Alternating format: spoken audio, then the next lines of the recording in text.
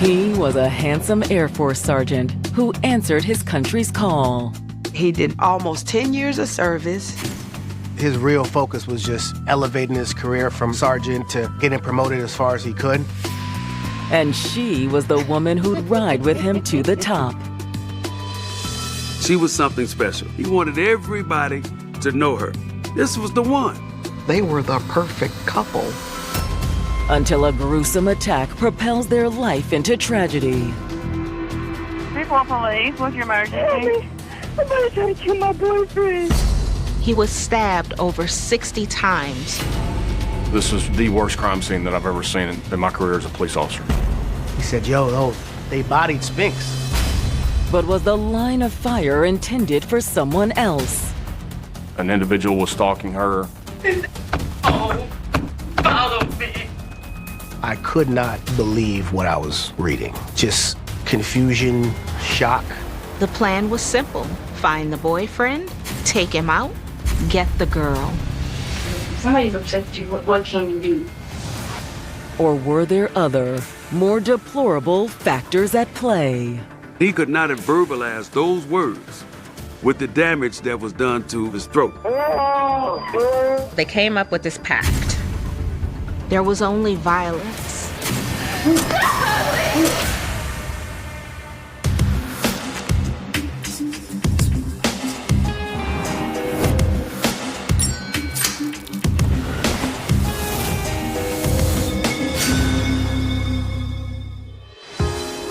January 2010. Residents in Shreveport, Louisiana are enjoying the fresh start of a new decade.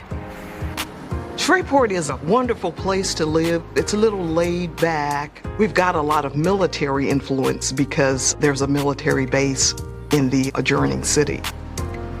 Just outside Shreveport is one of the largest Air Force bases in the world.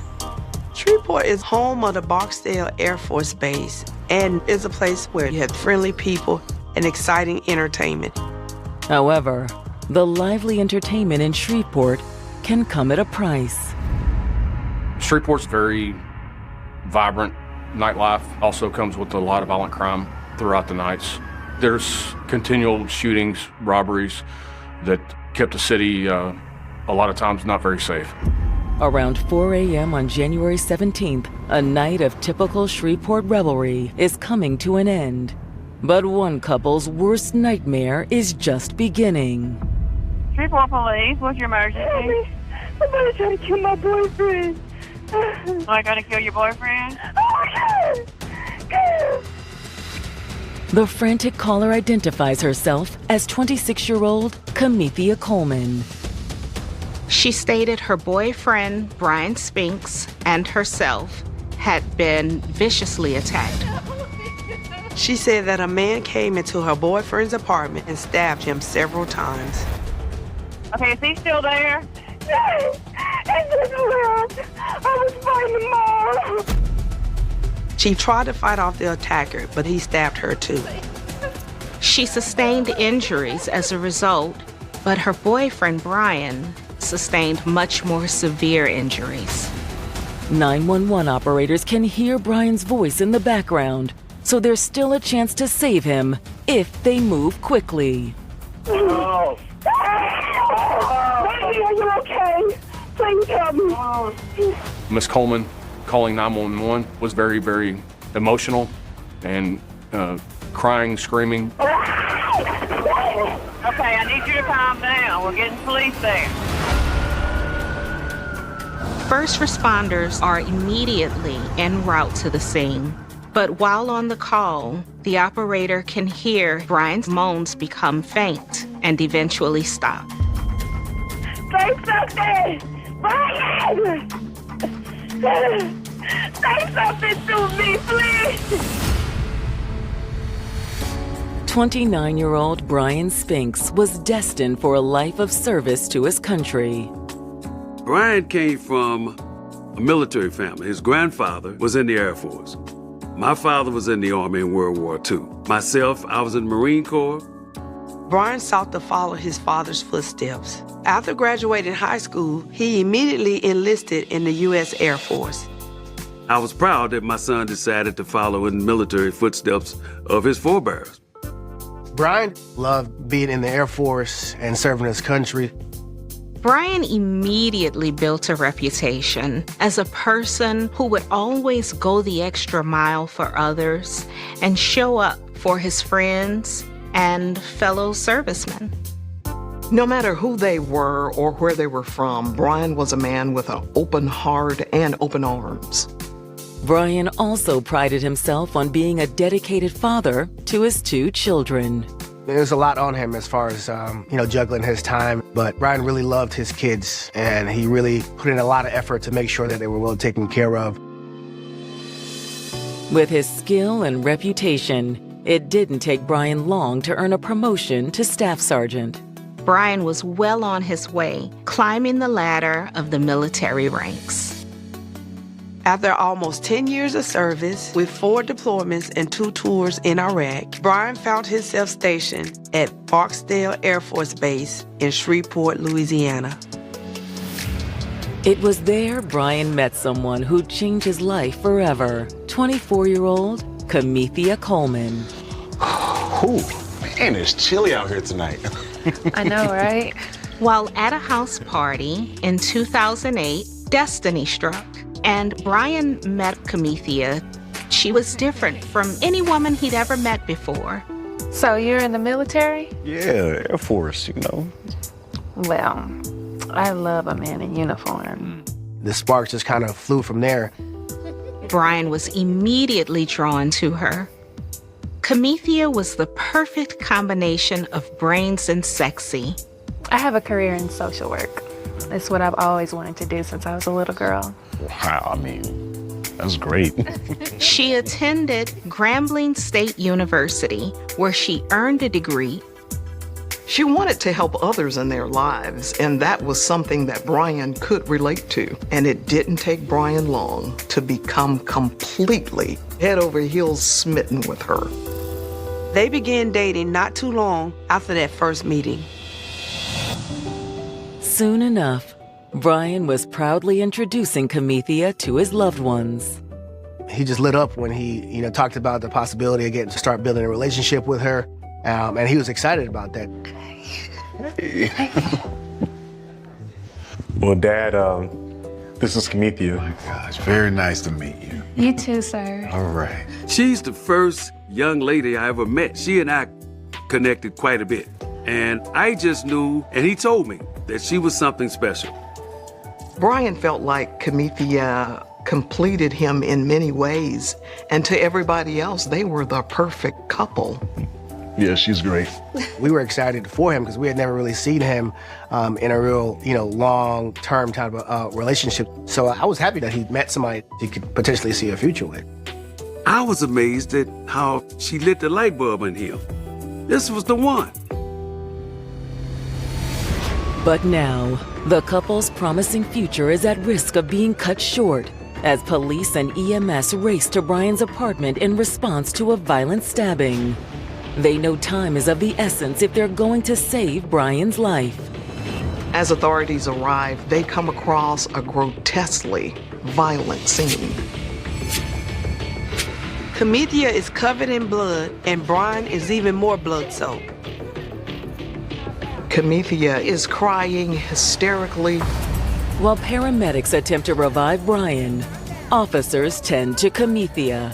They are asking if she could recall anything about the attacker so that they could, try to catch up with him before he would get too far. Where's he at? What's he look like? What's he look like, man? Camethea is just hysterical. She's bleeding, and she couldn't answer any of their questions. Police are concerned there is a violent man on the loose, but with such few details, they fear he will get away. Who is this man, and why did he want to harm this young couple?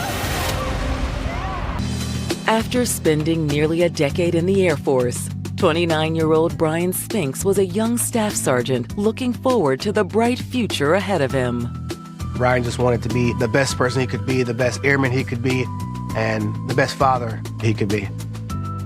And his future looked even brighter with his new girlfriend, Camethea Coleman, by his side. Brian was crazy about that young lady. So we were all happy for him.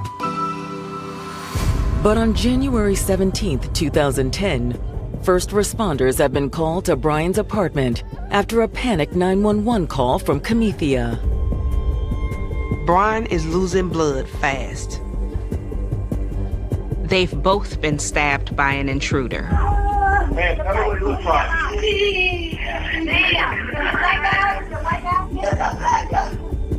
Blackout, that's all we got right now. First responders do everything they can to revive Brian. Unfortunately, though, their work is futile. Despite their best efforts, first responders were unable to revive Brian. He was pronounced dead on the scene, and this home invasion has now become a murder investigation. Will Camethea suffer a similar fate? She has been stabbed 5 times, twice in the abdomen, once on each leg and on one hand. They quickly take her to the hospital for more treatment. Meanwhile, homicide detectives arrive to begin their investigation. As we entered the house and began looking at the victim, we noticed that he had received multiple stab wounds.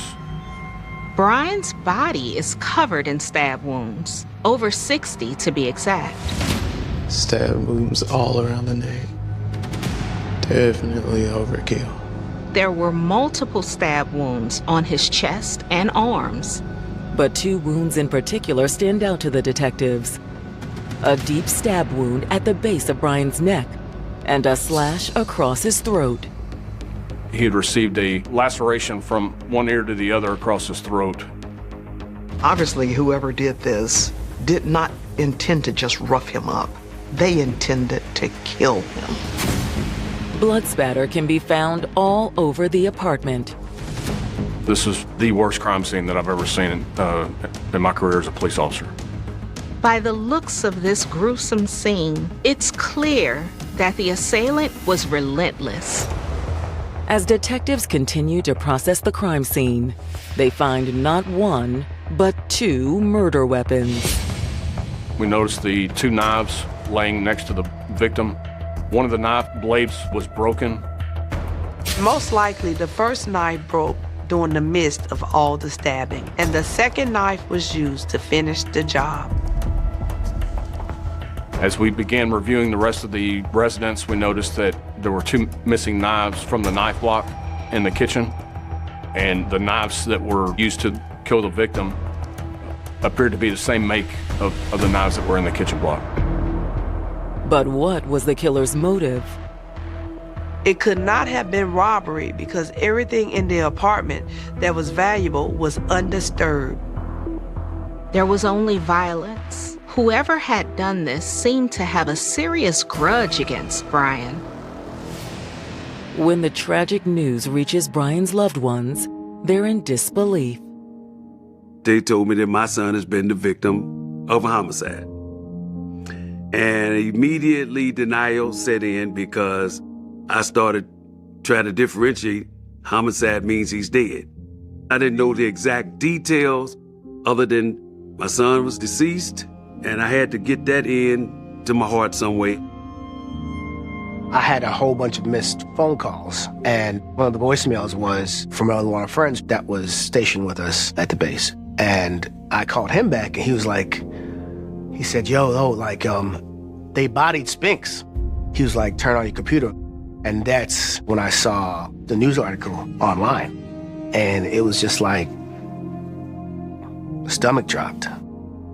I could not believe what I was reading. Just confusion, shock, sadness. As one team of investigators continues processing the scene, another begins canvassing the neighborhood for leads. Brian's neighbor tells detectives that she thought Brian and Camethea were a lovely couple, and she'd never had any problems with them outside of the occasional loud party. But last night was different. The neighbor remembered being awoken due to screaming and yelling. She was awoken by a commotion around 3:15 that morning. She heard yelling back and forth, but she really couldn't make out the words. She didn't actually see anything helpful, and neither did anyone else in the neighborhood.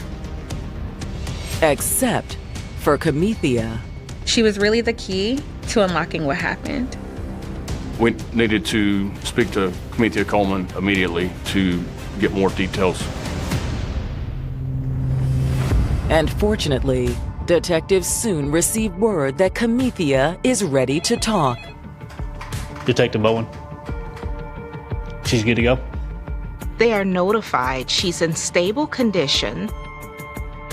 Luckily, her wounds are not fatal. So once Ms. Coleman was brought from the hospital, she was brought into the detective office. When detectives meet with Camethea, she is clearly still shaken up. But she says she has something very important to tell them. She says she knows exactly who killed Brian. I saw him earlier that day. Saw him riding by. Camethea reveals she has a stalker, and he is the one who did this.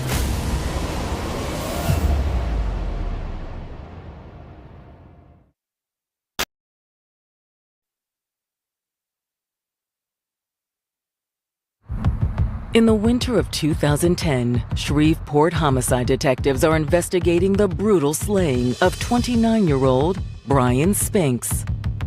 He was stabbed over 60 times with his own kitchen knife. Obviously, whoever did this didn't intend to injure him. They intended to kill him. Brian's girlfriend, Camethea Coleman, was also stabbed during the attack, but has survived. Now Camethea is telling the investigators that she knew the attacker. She was so distraught and emotional at the scene, but now that her mind has settled and she's calmed down, she in fact did recognize the attacker. I saw him earlier that day. Saw him riding by. She advised that an individual was stalking her. What's this guy's name? John. He said his name was John. You know what John's last name was? Describe John for me. He's dark. He's probably like a little taller than me.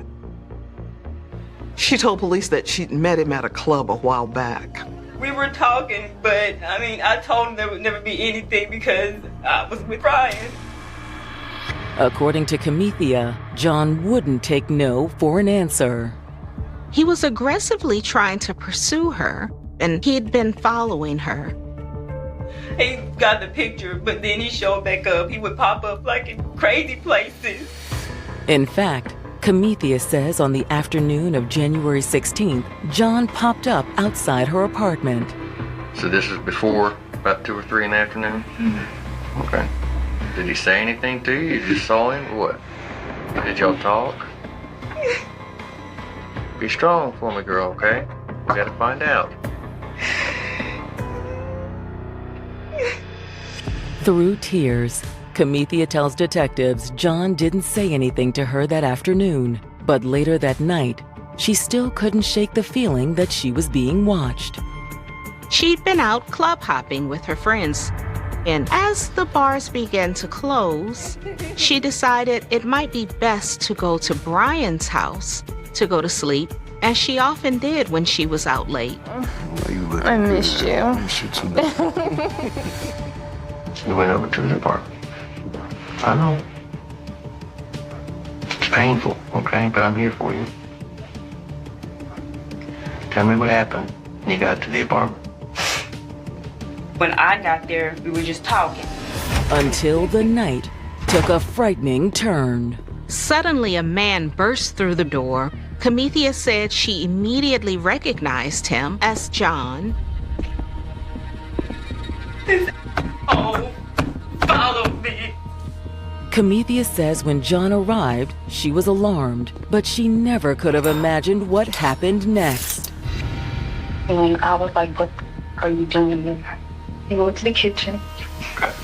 That's when John started stabbing Brian. John, get out! What are you doing? Oh, what? Get out! What the hell are you doing, bro? Get out! And he got the knife and we just started jabbing. Camethea says she was in shock as she watched the violence unfold. I was looking at John. I was like, get the f out of here. But John was relentless. The first knife broke during the midst of all the stabbing. Then he was just using one knife and was stabbing Brian repeatedly. Camethea said she then knew she had to do something. When Brian was on the ground, I jumped on him. Please, no. That's when John turned the knife on her. No! Stop!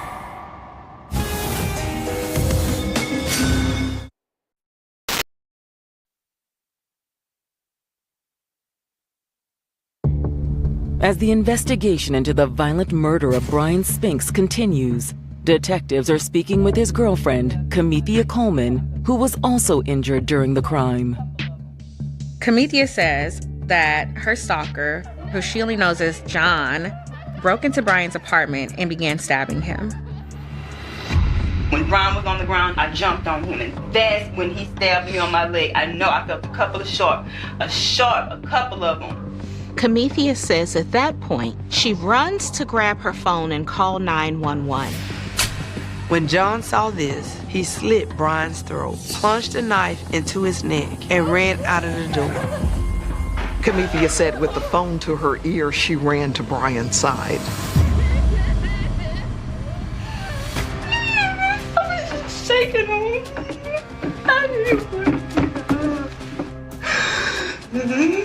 I didn't know what to do. I pulled the knives out of Brian. She removes the knife from his neck, and shortly after, first responders arrive. Based on the story that Camethea had given detectives, if John had followed her home, it's possible that it was an act of jealousy. The plan was simple. Find the boyfriend, take him out, get the girl. But detectives know they'll have to investigate further to determine whether or not this was in fact the case.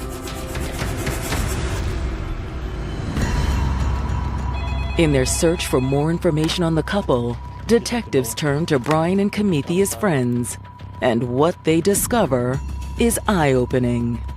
Camethea had a dark side to her. Brian had dropped some lines to me about like, hey man, she's, Kim kind of crazy.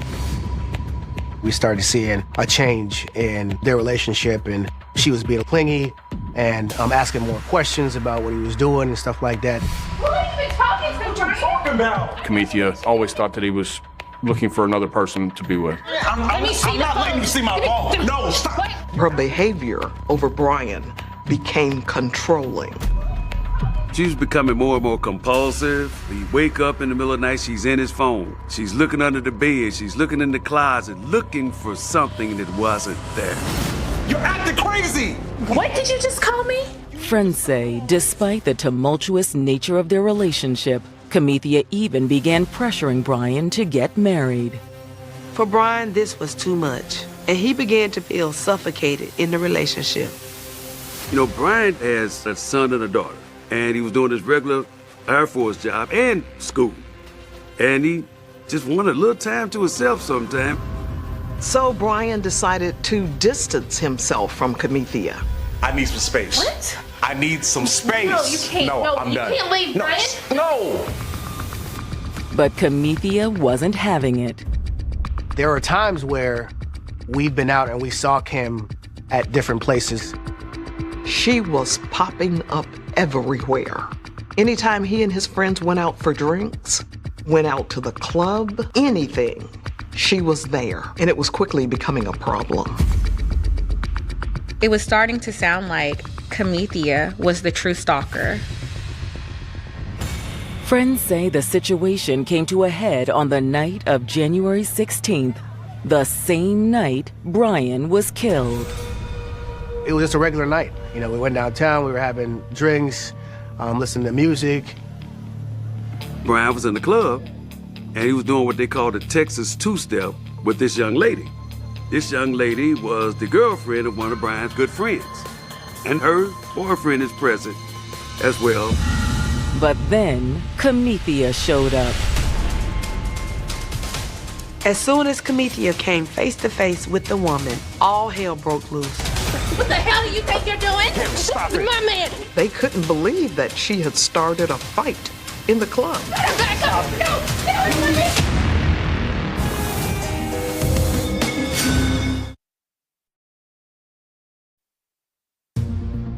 Camethea Coleman has told Shreveport detectives that her boyfriend, Brian Spinks, was killed by her jealous stalker, who she only knows as John. But now detectives are wondering if the true stalker is Camethea. He was trying to separate himself. She was trying to control him. Brian's friends say Camethea's possessive behavior came to a head on the night of his death. Brian had gone out with some of his friends. Everyone was drinking. And then Miss Coleman appeared at that establishment. She saw Brian hanging out with another woman who was actually just a friend and completely lost it. What the hell do you think you're doing? This is my man, and you better stay away from him! Camethea began screaming at her to stay away from Brian. Don't tell me to relax! Don't tell me to relax! No, I knew you was cheating on me, Brian! People were trying to calm her down, telling her to relax. We pulled her off to the side and we were like, hey man, chill out. Like, we all had a good time. He cares about you, he loves you. Just relax. Don't tell me to relax! Don't tell me to relax! Camethea had clearly gone off the handle, and it didn't go unnoticed by Brian. No! That's it. Brian! I'm done. No, you're not done! That's We're it. not done! Don't you walk away from me, Brian! It's not over! Don't walk away! Get off of me! Get off of me! He had enough of that type of reaction from her. And I think he just was fed up with it and was like, I don't want to deal with this anymore. At that point, Brian told one of her friends, like, look, just take me home. On the ride home, Brian decided to end his relationship with Camethea for good. Brian's friend stated that he had left a voicemail saying, I am done with you. After speaking with Brian's friends, detectives think they now know the real reason Camethea went over to Brian's house that night. If Brian finally pulled the plug on their relationship, it's likely that Camethea was not there just to talk. She went to his home to confront him. At this point, Camethea Coleman has made the shift from innocent victim to suspect number one. She does have every motive to do Brian harm. They believe it's time to have another sit-down with Camethea Coleman. Investigators called Camethea in with no trouble under the guise of following up on Brian's investigation. Once she arrived, they informed her that she was now a suspect in Brian's murder. What happened last night? What I told you? You do realize that if I prove that you're lying to me, that you're gonna go to jail for the rest of your life. You do not come out of prison on a murder charge in Louisiana. So I'm giving you the opportunity now to set the record straight, okay? But Camethea isn't budging. She sticks to her original statement, saying John, her stalker, is the main suspect they need to be looking into.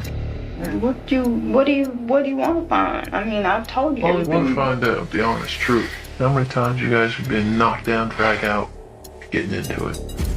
Although Camethea continues to insist she didn't kill Brian, she does admit that their relationship had become rocky in recent months. I need some space.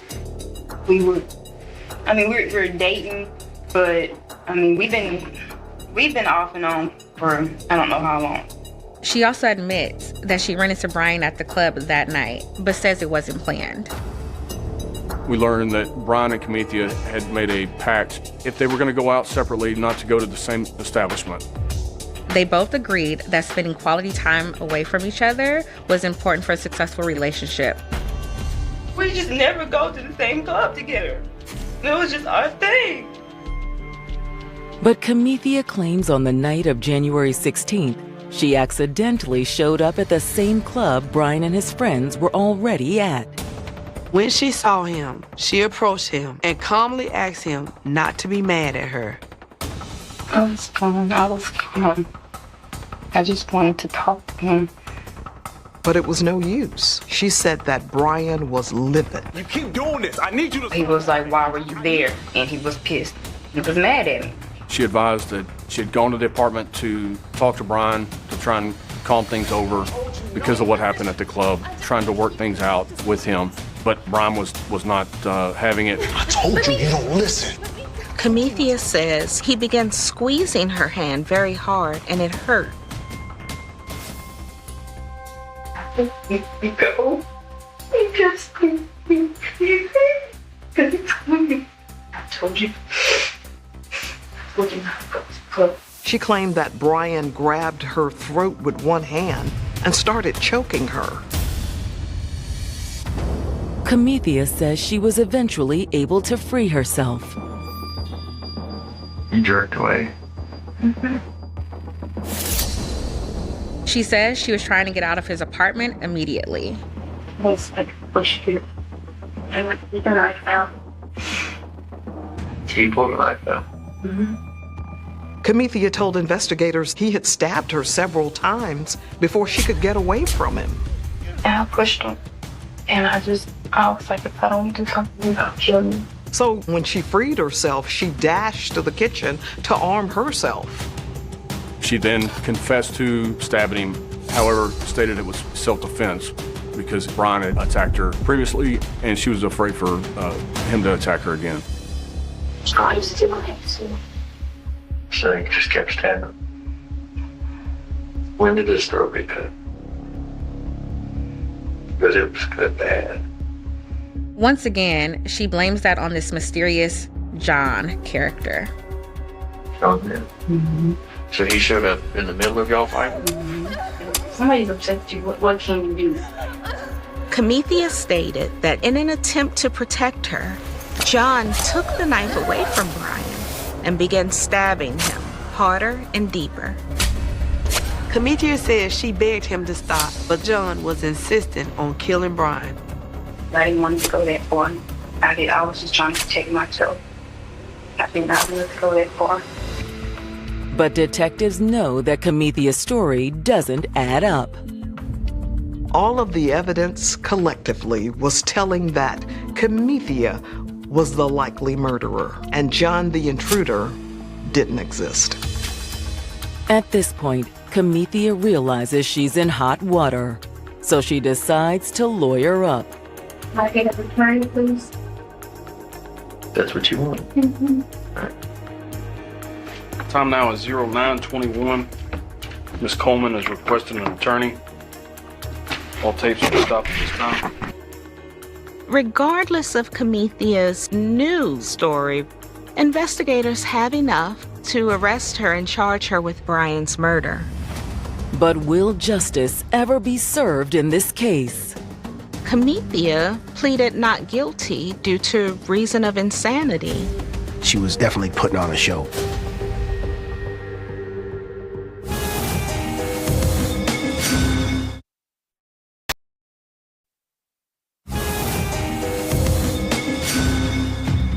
In January of 2010, Shreveport investigators have Camethea Coleman in custody for the murder of her estranged boyfriend, Brian Spinks.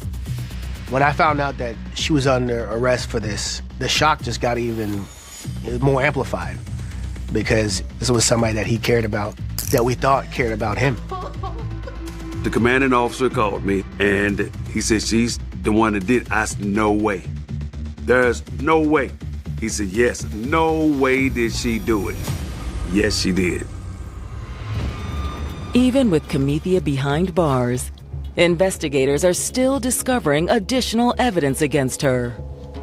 A forensic medical examiner studies both Brian's autopsy report as well as Camethea's medical records from the night of the murder. What they determined was that Camethea's 5 stab wounds were self-inflicted. Investigators can only assume that Camethea stabbed herself to make it look like she acted in self-defense. And in the months leading up to trial, Camethea continues going to extreme lengths to avoid taking responsibility for Brian's death. Camethea pleaded not guilty due to reason of insanity. She stated that she'd blacked out and was completely unaware of what she had done to Brian. And in July of 2011, she was found to be mentally incompetent to stand trial. It takes more than a year from Brian's murder for Camethea to undergo enough psychiatric treatment to be deemed fit for trial. She went to 3 different doctors for competency. And one of the doctors said that she was malingering, that they kind of knew that, that she was acting as if something was wrong with her when there was nothing wrong with her. She was definitely competent and was putting on a show, basically. On April 23, 2012, Camethea Coleman finally stands before judge and jury. Camethea stands by her plea of not guilty due to self-defense. She claims she was in a very abusive relationship with Brian, and that night was only the last in a long history of violent nights. Brian was the opposite of violent. When her defense started saying that, we knew it was way far from the truth that any of that would have ever taken place.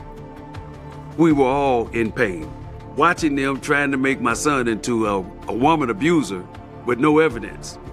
She never told anybody she ever got hit, no scratches, no bruises, no reports, no nothing. When it's their turn, prosecutors describe what they believe actually happened the night Brian was killed. They believe that Camethea went to confront him about the incident at the club. Please, no, I just Kim, want to. no, Kim, I am listen, done. I just want to talk to you. Talk about what?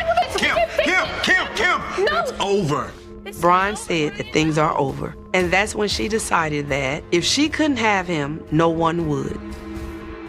Prosecutors believe that once Brian's back was turned, Camethea grabbed a knife from the butcher's block and stabbed him in the back. Sick and tired of this. They argued that then Brian stumbled into the living room where Camethea continued her vicious attack, stabbing him so many times that the knife broke. Camethea could have stopped there. But she went back to retrieve another knife after the first steak knife was broken. And she continued to stab him and stab him and stab him. And then when she felt like Brian wouldn't survive, she called 911 to appear like a concerned girlfriend. Somebody trying to kill my boyfriend.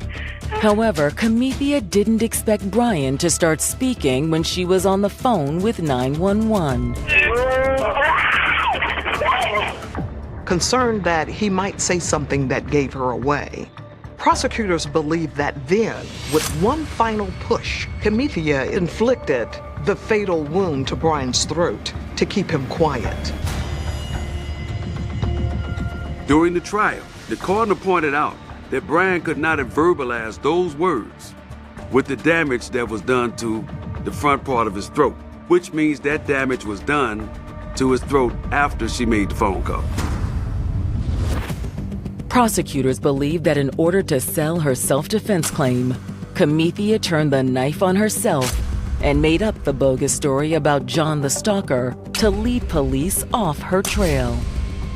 They believe her story about John was completely fabricated and he did not exist. A lot of people ask me, like, he was in the military, why didn't he fight her off? He's not a fighter. He's not an aggressive person. Some of the defense marks that we found out that were on him, he was clearly just, balled up, trying to survive, trying to live. When the jury retires to deliberate, they side with prosecutors. They unanimously found Camethea guilty of second-degree murder. Camethea Coleman is sentenced to life in prison without the possibility of parole. She got what she deserved. She does not need to be on the streets anywhere for the crime that she committed. When you hear the words, there is joy, but not joy in a happy way. More a joy and a relief that none of the lies that she said the jury believed. relief that justice has been, served. And that his family could, start the grieving process, start moving on. Nobody won anything that night. 2 families lost their children forever. Yeah, she's getting jailed the rest of her life, but what did anybody win? It didn't bring Brian back. The world lost a good person, a person that really cared about the people that were in his life. Brian was crazy about that young lady. And that's the part that hurts. He was murdered by somebody he loved. The town of Black Hollow stopped sleeping after October 17th, 1989. Windows stayed locked even during daylight. Parents walked children to school carrying baseball bats beneath winter coats. Gas station owners installed floodlights that burned through the night like prison towers. Every creak outside a bedroom window became a reason to call police. Every unknown car idling near the woods triggered panic. And at the center of it all lay a single horrifying question nobody could answer. Who killed Emily Grayson? She was 17 years old when she vanished. Blonde hair, small-town smile, captain of the debate team. The kind of girl teachers described as too bright to stay here forever. She worked evenings at Miller's Grocery just off Route 9, usually finishing around 9. 15 before driving home through a narrow stretch of forest road locals called Briar Lane. 15 minutes. That was the drive. 15 minutes between the grocery store and her family's farmhouse outside town. On most nights, the road sat empty except for deer crossing through fog and headlights disappearing between trees. But on October 17th, Emily never made it home. At 10:02 p.m., her mother called police after finding Emily's bedroom empty and her car missing. Officers assumed teenage rebellion at first. Arguments with parents. Secret boyfriend. Late-night partying. Small-town police had seen it before. But the tone changed 43 minutes later when a truck driver reported a vehicle abandoned near the edge of Briar Lane with the driver's door hanging open and the engine still running. Deputies arrived expecting an accident. Instead, they found terror frozen in place. Emily's white Honda Civic sat crooked against a shallow ditch. Headlights cutting through mist into empty woods. Her purse remained on the passenger seat, keys still inside the ignition. One shoe lay in mud near the roadside. The other was missing. There were no signs of collision. No blood, no body, just silence and the strange feeling that something violent had erupted there moments earlier before, vanishing into darkness. Then Deputy Carl Werner noticed the fingernail marks. Deep scratches dragged across the exterior driver's side door like someone clawed desperately against metal while being pulled away. The search began immediately. Volunteers flooded Briar Lane, carrying flashlights and hunting rifles while dogs combed through wet underbrush, searching for scent trails. Helicopters circled overhead. Police divers searched nearby creeks despite freezing temperatures. By dawn, nearly 200 people were scattered through the woods, screaming Emily's name into endless black trees. At 6:13 a.m., a volunteer discovered her jacket hanging from a broken branch nearly half a mile from the abandoned car. At 8:41, they found her body.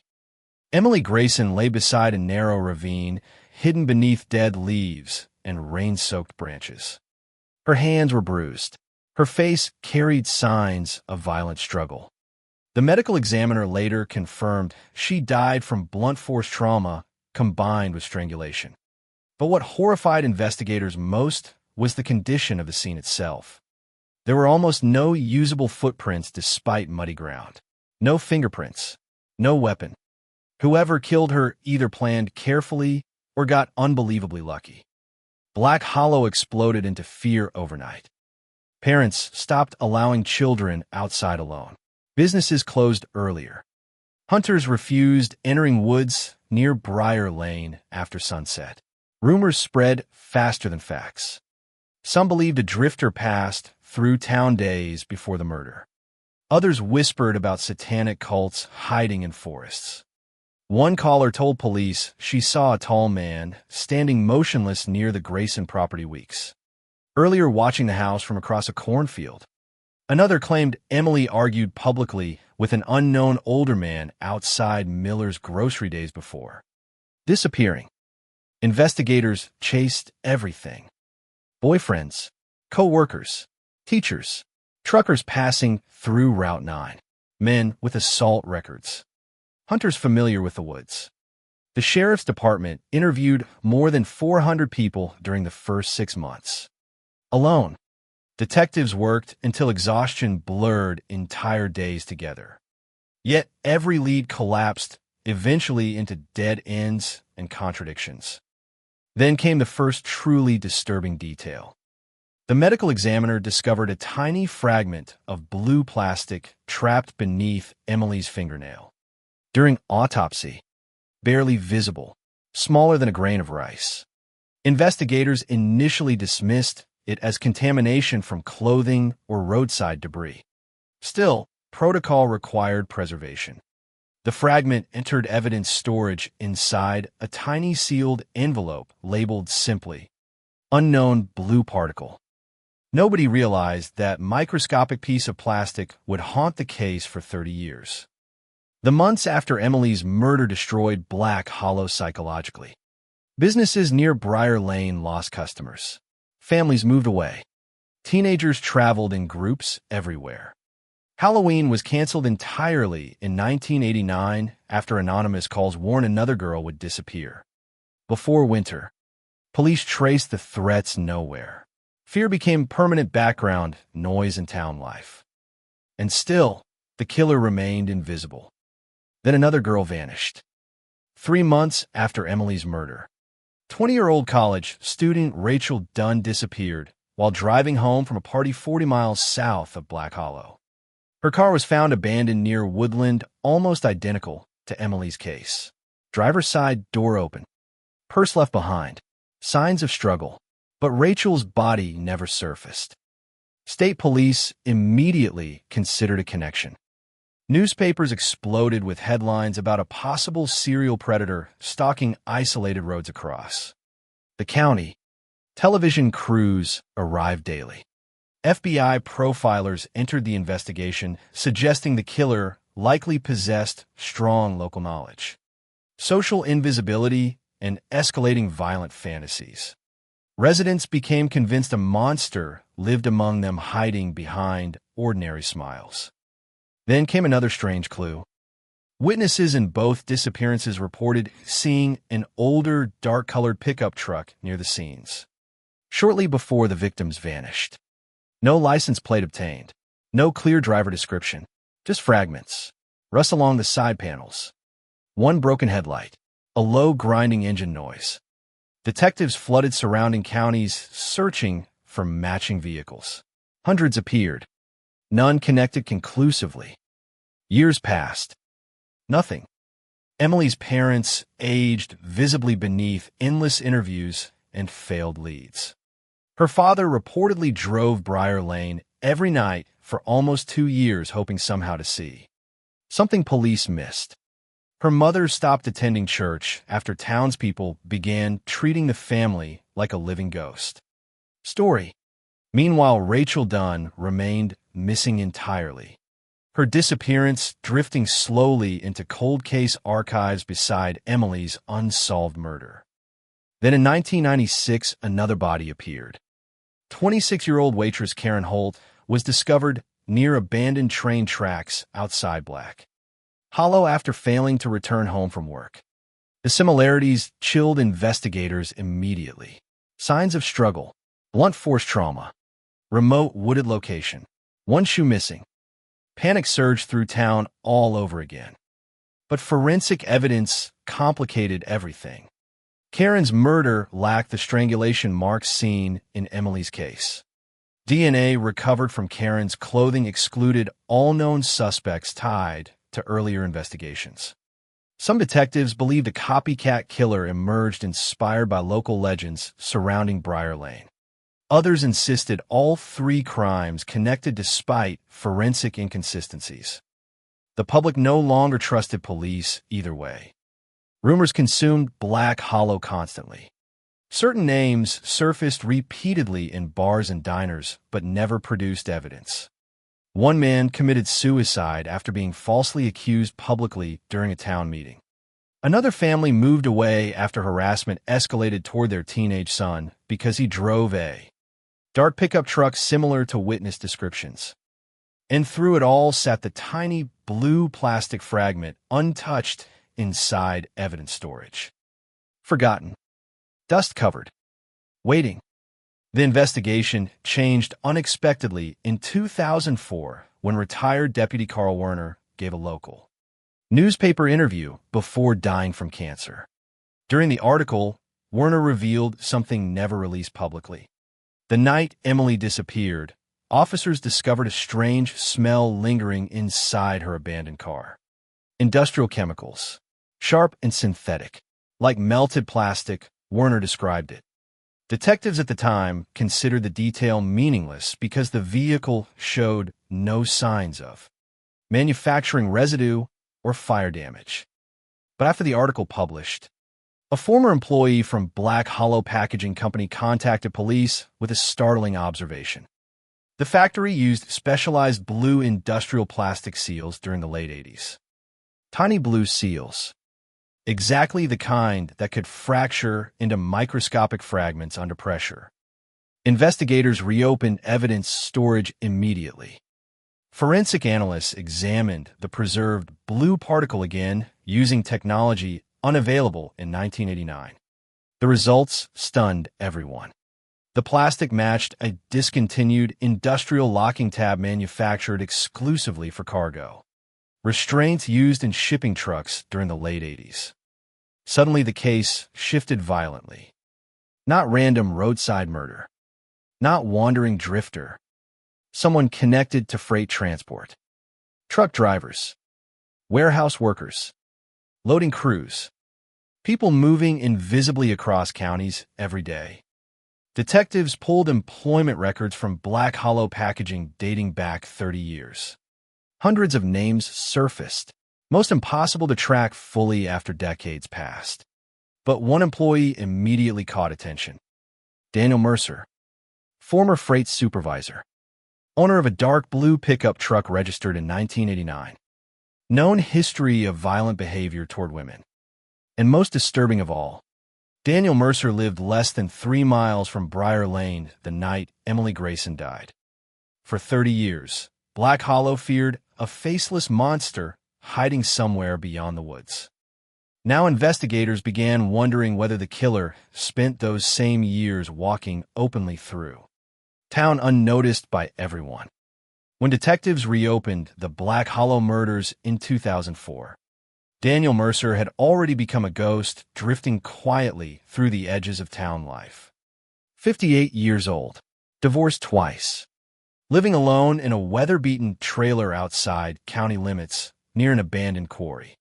Former co-workers described him as angry, unpredictable, obsessed with control.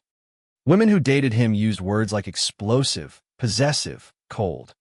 One ex-girlfriend claimed Mercer once followed her for 3 hours after accusing her of flirting with a cashier at a gas station. Another reported he punched holes through walls during arguments, then cried afterward while insisting stress made him lose control. None of it proved murder. But after decades without direction, investigators finally had something that felt dangerous enough to chase. Detective Laura Vance led the reopened task force. Unlike most original investigators, she grew up hearing about Emily Grayson like a bedtime horror story whispered through Black Hollow kitchens. Parents used the case to scare daughters into avoiding lonely roads after dark. Teachers locked school doors earlier every October. Even now, 15 years after the murder, Briar Lane still carried a reputation that made locals drive faster through the woods without realizing it. Vance understood the fear personally. She also understood what 30 years of rumors had done to the town. She wanted certainty more than headlines. The task force quietly obtained Mercer's employment history first. The timeline disturbed everyone immediately.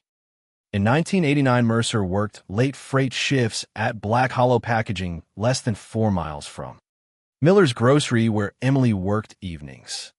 He routinely drove cargo routes using industrial restraint systems connected to the exact blue plastic tabs matching the fragment recovered beneath Emily's fingernail.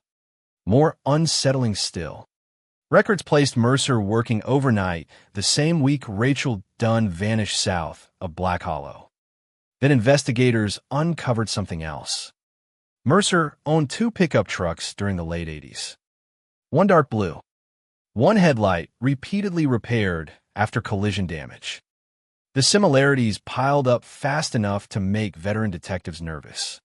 But they still lacked direct evidence connecting Mercer physically to Emily or Rachel. 30 years had poisoned the case already. Memories faded. Witnesses died. Physical evidence deteriorated. Prosecutors warned repeatedly against rushing toward conclusions simply because Mercer fit the atmosphere surrounding the crimes. Then a retired mechanic named Owen Pierce walked into the sheriff's department carrying an old notebook. Pierce operated a repair garage outside Black Hollow during the late 80s. After seeing renewed media coverage about the blue plastic fragment, he remembered something strange. According to his records, Mercer brought his dark pickup truck into the garage 3 days after Emily Grayson's murder, requesting replacement for a damaged interior passenger door panel.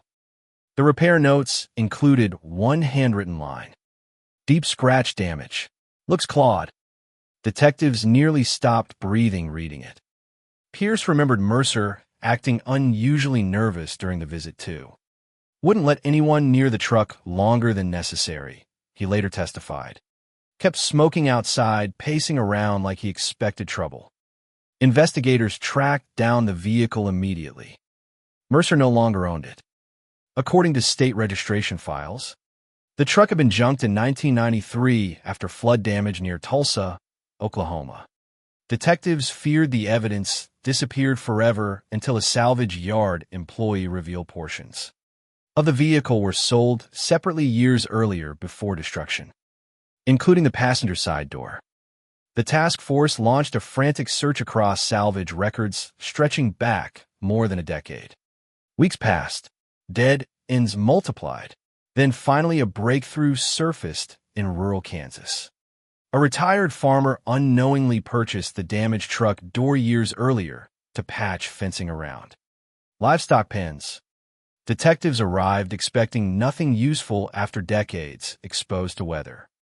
Instead, they found scratches still visible beneath rust and peeling paint. Long, jagged, human. Forensic teams transported the door immediately. Laboratory analysis revealed microscopic traces of biological material buried deep inside damaged metal grooves. Time degraded most of it beyond recovery, but one partial DNA profile emerged weakly from the corrosion. Female. Inconclusive, yet enough to suggest the scratches likely came from human fingernails during violent struggle. The case exploded publicly once news leaked. Television networks flooded Black Hollow again for the first time since the 90s. Satellite trucks crowded outside the courthouse. National reporters interviewed frightened residents beside Briar Lane while dramatic music played, beneath headlines asking whether a serial killer hid in plain sight for decades. Some townspeople welcomed the renewed attention, believing justice finally approached. Others feared investigators targeted Mercer simply because the town desperately needed a villain. Mercer himself denied everything.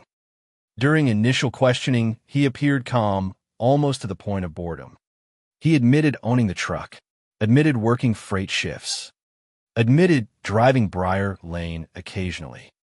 But he denied knowing Emily Grayson personally and claimed the damaged passenger door came from hauling scrap metal.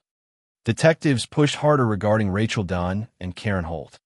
Mercer laughed softly before answering. You people spent 30 years looking for monsters. Now you're trying to build one. Then Detective Vance showed him the photograph of Emily. Witnesses later described the atmosphere changing instantly. Mercer stared too long. Not surprise. Recognition. Just a flicker across his face before he looked away. Vance noticed immediately. So did the FBI profiler sitting behind mirror glass. The task force intensified surveillance after the interview. Detectives followed Mercer, constantly hoping pressure might expose cracks in his behavior.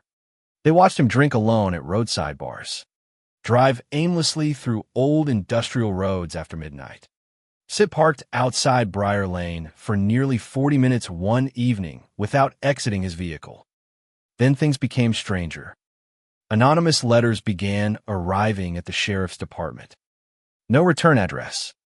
No fingerprints. Each envelope contained clipped newspaper fragments discussing Emily Grayson's murder alongside. Short typed messages. You missed something. She wasn't first. Check the water. Police initially dismissed the letters as attention-seeking hoaxes inspired by media coverage. But after the third message arrived, Detective Vance noticed something unsettling. The typewriter font matched old freight inventory forms used at Black Hollow packaging during the late 80s. Forms Mercer handled regularly. Search warrants followed immediately. Investigators raided Mercer's trailer expecting trophies, weapons, maybe hidden evidence linked directly to the murders. What they found instead disturbed them in entirely different ways. Hundreds of newspaper clippings covering missing women cases across multiple states. Handwritten notebooks cataloging highway routes and police scanner frequencies. Old maps marked with circles around wooded areas and abandoned industrial lots. And inside a locked toolbox beneath Mercer's bed, detectives discovered a single white sneaker. Size 6.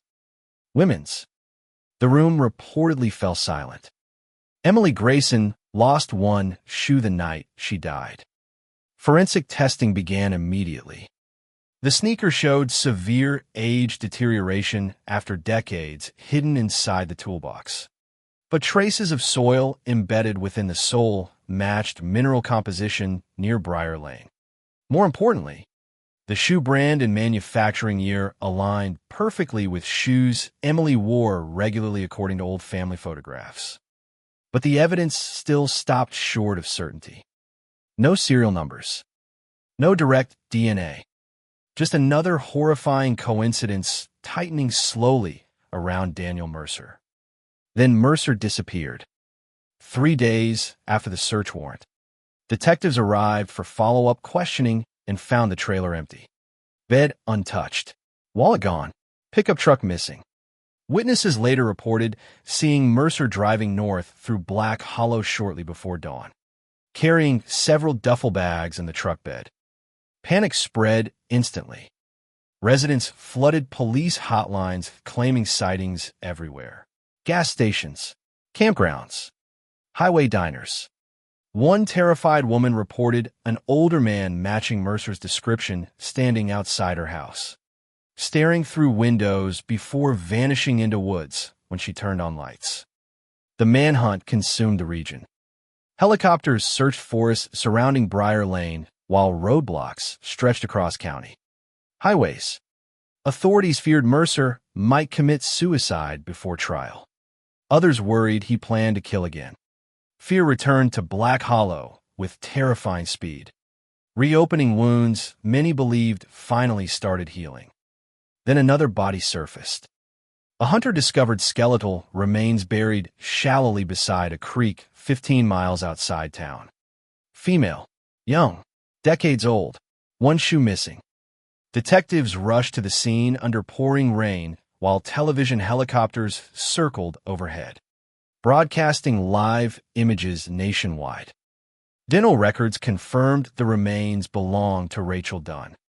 After 16 years buried beneath mud and silence, the missing college student finally came home. And wrapped around one weathered wrist, investigators found something else. A tiny broken piece of blue industrial plastic still tangled inside the decayed fabric of her. jacket. The same microscopic clue connecting Emily Grayson to Daniel Mercer all those years earlier. For the first time since 1989, detectives no longer believed they were hunting one isolated killer.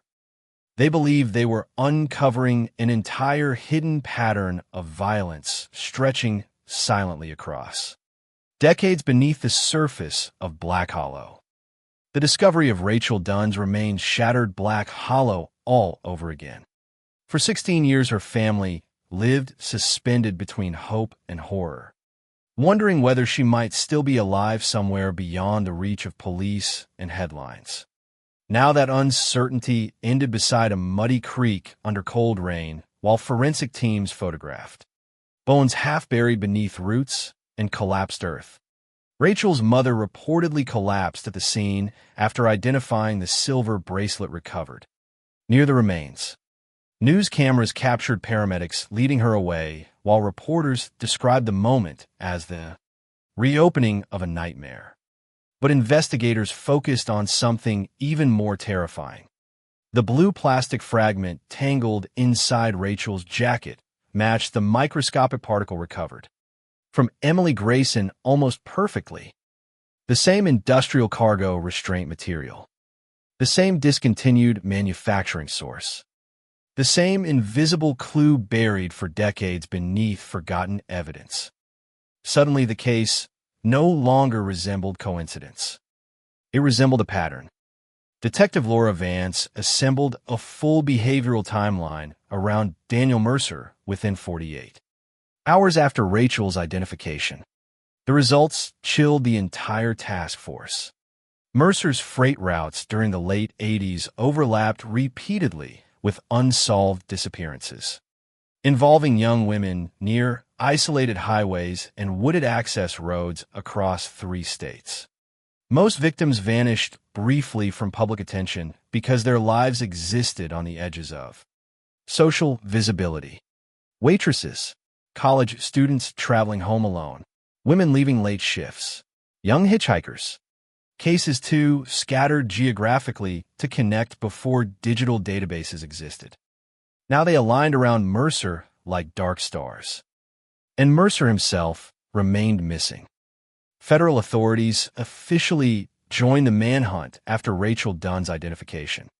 Mercer's photograph flooded television broadcasts nationwide. State police warned residents not to approach him under any circumstances. Witnesses described him increasingly as unstable, paranoid, and possibly armed. Yet despite constant coverage, Mercer seemed to evaporate beyond reach every time investigators closed distance. Then came a phone call. At 2:17 a.m., Black Hollow Dispatch received a distorted anonymous call from a roadside payphone 70 miles outside town. The caller whispered only one sentence before disconnecting. "You should stop digging near the water."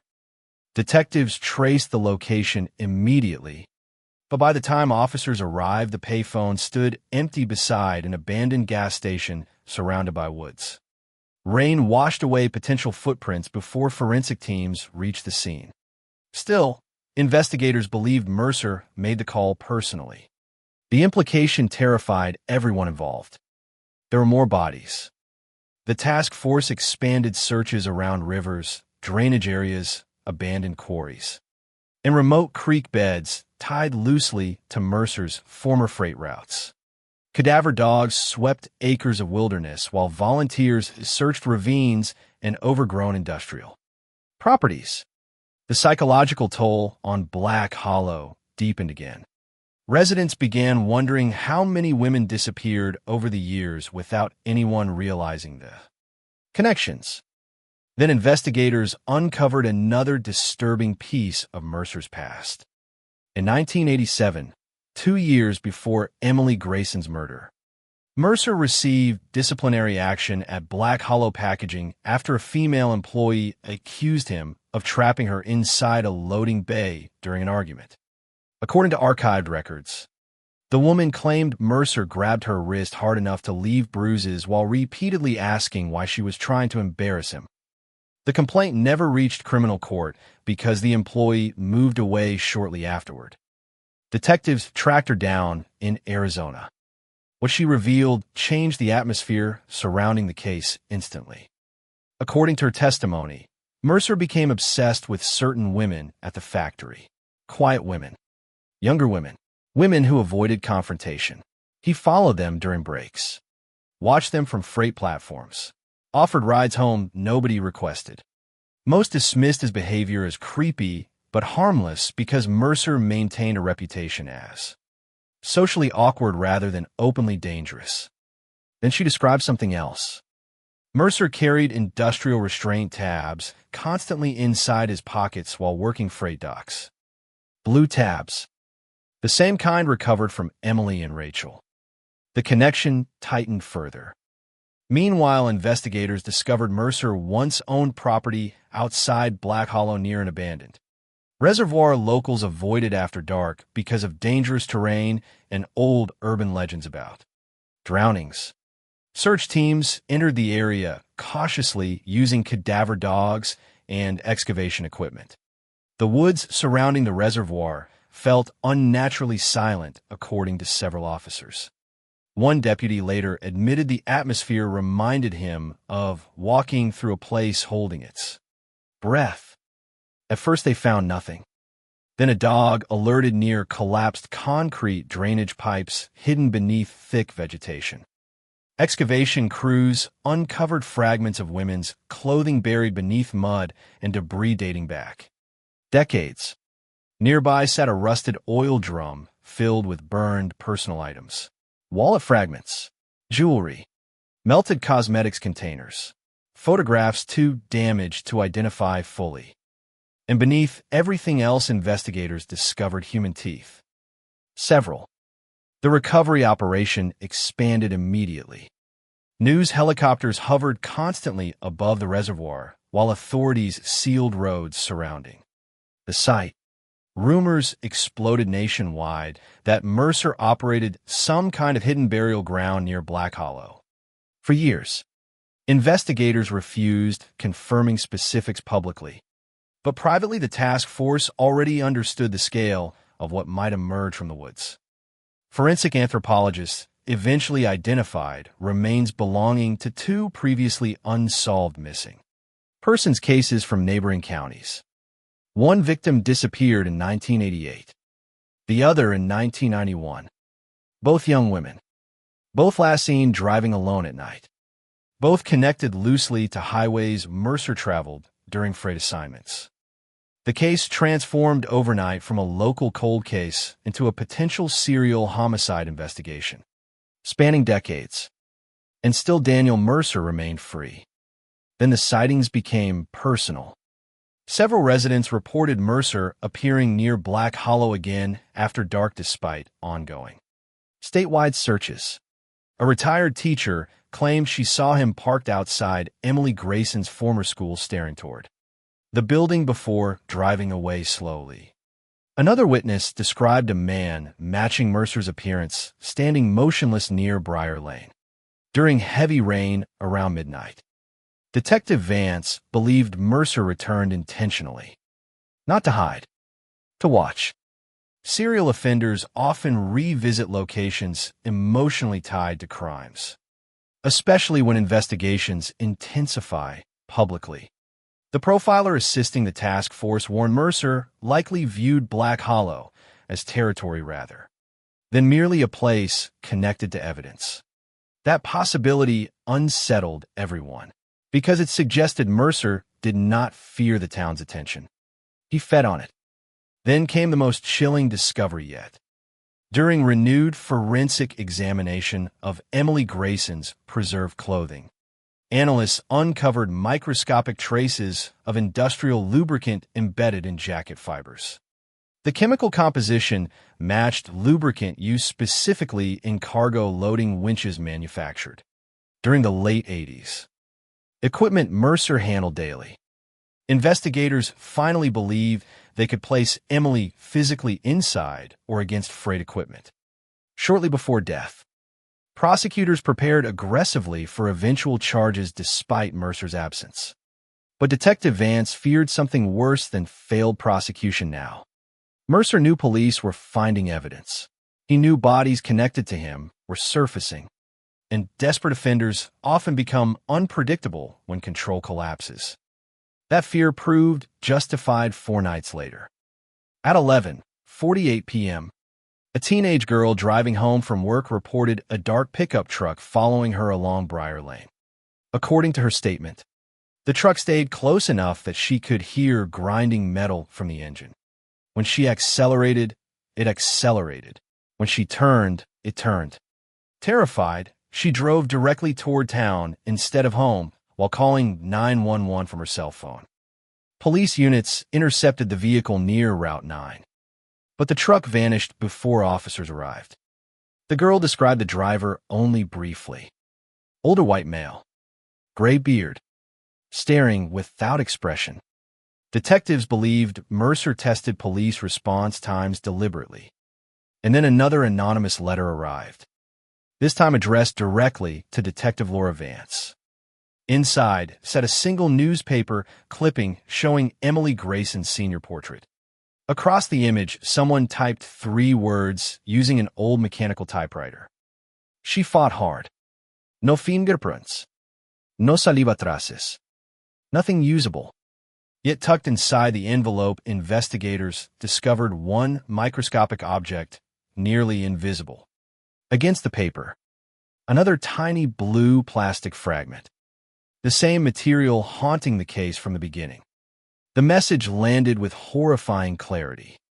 Mercer was still close enough to touch the investigation whenever he wanted. And somewhere beyond the fear-consuming Black Hollow, the killer who terrorized the town for 30 years appeared to be enjoying every second of it. The 4th blue plastic fragment changed everything.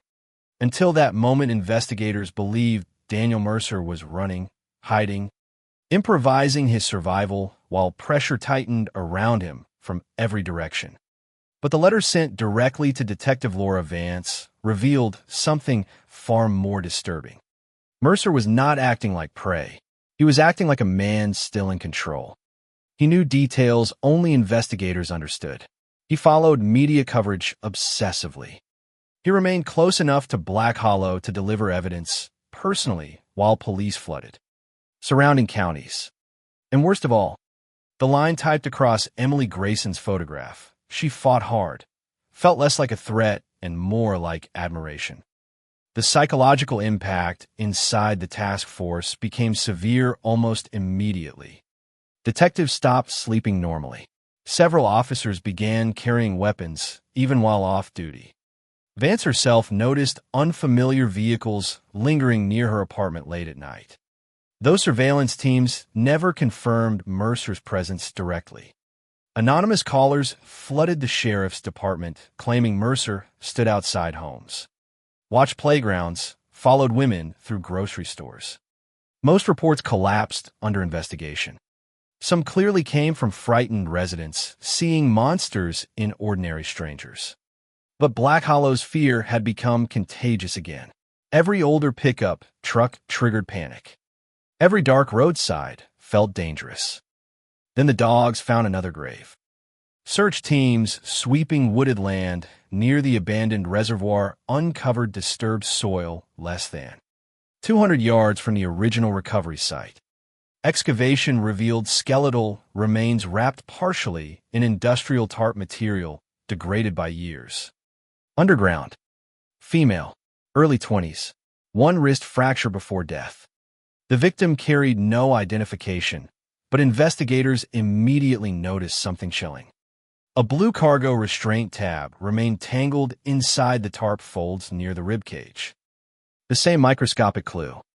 Again, forensic artists reconstructed the victim's face while national databases searched for matches. Days later, investigators identified her as Melissa Crane, a waitress who vanished in 1992 while driving home from a roadside diner nearly 80 miles outside Black Hollow.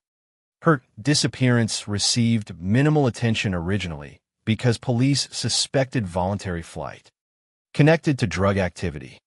But Melissa's family insisted for years she would never abandon her younger brother without explanation. Nobody listened long enough. Now she surfaced beneath wet earth tied to the same man connected to Emily and Rachel. The pattern became undeniable. Mercer hunted women traveling alone at night near isolated roads connected to freight corridors he understood intimately. He exploited darkness, distance, and small-town assumptions. And for decades he survived because no single police department saw the entire map. The FBI formally classified the case as a serial homicide investigation the next morning. National media exploded again. Cable news anchors called Black Hollow the burial ground of a hidden predator. Former residents returned to town carrying old suspicions and forgotten stories. Women contacted investigators describing terrifying encounters with Mercer stretching back nearly 20 years. One claimed he followed her home repeatedly after seeing her at a truck stop diner in 1991. Another remembered Mercer offering roadside assistance after she experienced tire trouble near Briar Lane before becoming enraged when she refused entering his vehicle. Then came the most disturbing witness statement so far. A retired dispatcher named Ellen Brody contacted Detective Vance privately after seeing Mercer's face on television. During emotional questioning, Brody admitted she buried information for nearly 15 years out of fear and guilt. In 1990, months after Emily Grayson's murder, Brody received a strange late-night emergency call from a terrified young woman whispering through heavy static. According to dispatch logs preserved in archives, the caller repeatedly said, "He keeps stopping the truck," before the line disconnected abruptly near county wetlands outside Black Hollow. Officers searched briefly that night, but found nothing. No missing persons report ever connected officially to the call. Brody never forgot the voice. Now she believed the caller may have been another victim trapped inside Mercer's freight vehicle. Detectives reopened every unidentified female missing persons case across 3 states between 1987 and 1995, searching for connections to freight routes and emergency calls. The scale became overwhelming. Hundreds of names, hundreds of photographs, young faces frozen forever at the age they vanished. Meanwhile, Mercer remained invisible. Authorities tracked possible sightings through Oklahoma, Missouri, Arkansas, then suddenly Colorado. Every lead collapsed minutes before capture. Mercer seemed to understand law enforcement procedures almost instinctively. He abandoned vehicles frequently, used cash only, slept in campgrounds and industrial lots difficult to monitor consistently. Behavioral analysts warned the task force Mercer likely prepared mentally for eventual pursuit long before evidence surfaced publicly. He knew exactly how predators disappear because he spent years moving unnoticed through freight, systems, and forgotten roadside America. Then another body surfaced, this time much closer to home. A utility crew repairing drainage lines near Briar Lane discovered skeletal remains hidden inside a narrow concrete runoff tunnel less than half a mile from where Emily Grayson's abandoned car was. Found in 1989, investigators rushed to the scene expecting another historical victim. Instead, forensic evidence suggested the body had been there less than 3 months. The victim was 24-year-old Leah Porter, missing since spring, last seen leaving a highway bar 30 miles outside Black Hollow. The murder sent shockwaves through the investigation because Mercer was already believed to be on the run when Leah disappeared, meaning one horrifying possibility suddenly emerged. He never stopped killing. The tunnel scene looked disturbingly familiar to older detectives who worked Emily's case decades earlier. One shoe missing, blunt force trauma, signs of violent restraint. But this time investigators recovered something else from beneath Leah's fingernails. Fresh blue plastic fragments. Mercer was taunting them now, using the same industrial material almost like a signature left behind intentionally. Public fear spiraled beyond anything Black Hollow experienced before. Schools canceled evening activities entirely. Hardware stores sold out of firearms and locks within days. Vigilante groups formed online promising to hunt the monster themselves. Police worried innocent people might get hurt after several older men driving pickup trucks reported harassment and threats. Detective Vance understood the danger escalating psychologically around the town. But privately, another fear consumed her more heavily. Mercer's recent activity suggested increasing confidence, not desperation. Most fugitives avoid familiar territory after national exposure. Mercer returned repeatedly to Black Hollow instead. Why? The answer arrived unexpectedly through old freight manifests recovered from Black Hollow packaging. Archive. A records analyst discovered Mercer manipulated delivery schedules repeatedly during the early 90s to create unofficial overnight routes passing directly through isolated stretches near Briar Lane, the reservoir, and several locations connected to recovered victims. More importantly, one route included a rarely used maintenance warehouse outside town abandoned since 1998 after flood damage. Detectives obtained warrants immediately. The warehouse stood rotting beside railroad tracks, overgrown with weeds and collapsed fencing. Windows shattered, rust-coating metal doors. The building looked dead from outside. Yet investigators noticed fresh tire tracks leading toward the rear loading entrance almost immediately. Someone had been there recently. Tactical units entered cautiously, expecting Mercer possibly inside. The warehouse smelled of mold, oil, and standing water. Then officers discovered the hidden room. Behind stacked freight pallets sat a narrow steel door welded partially into concrete walls. Inside, investigators found an improvised living space buried beneath darkness. Mattress, camping supplies, police scanners, newspaper clippings covering Emily, Rachel, Melissa, and Leah. Maps covered with handwritten notes. Women's photographs pinned across plywood walls. And hanging near the back corner sat dozens of blue cargo restraint tabs threaded together like trophies. The room froze everyone who entered, because Mercer had not simply hidden from Black Hollow for 30 years. He built a private shrine around the terror consuming the town. But the most horrifying discovery waited inside a rusted locker near the mattress. Detectives opened it expecting weapons. Instead, they found videotapes. Dozens of them, labeled only with dates.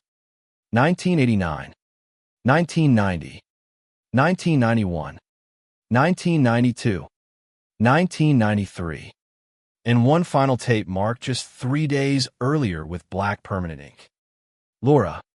Detective Vance reportedly stopped breathing for several seconds, staring at the label. Because suddenly the investigation no longer felt like detectives hunting a killer. It felt like the killer had been watching them the entire time. The warehouse fell silent after detectives discovered the videotapes. Nobody moved at first.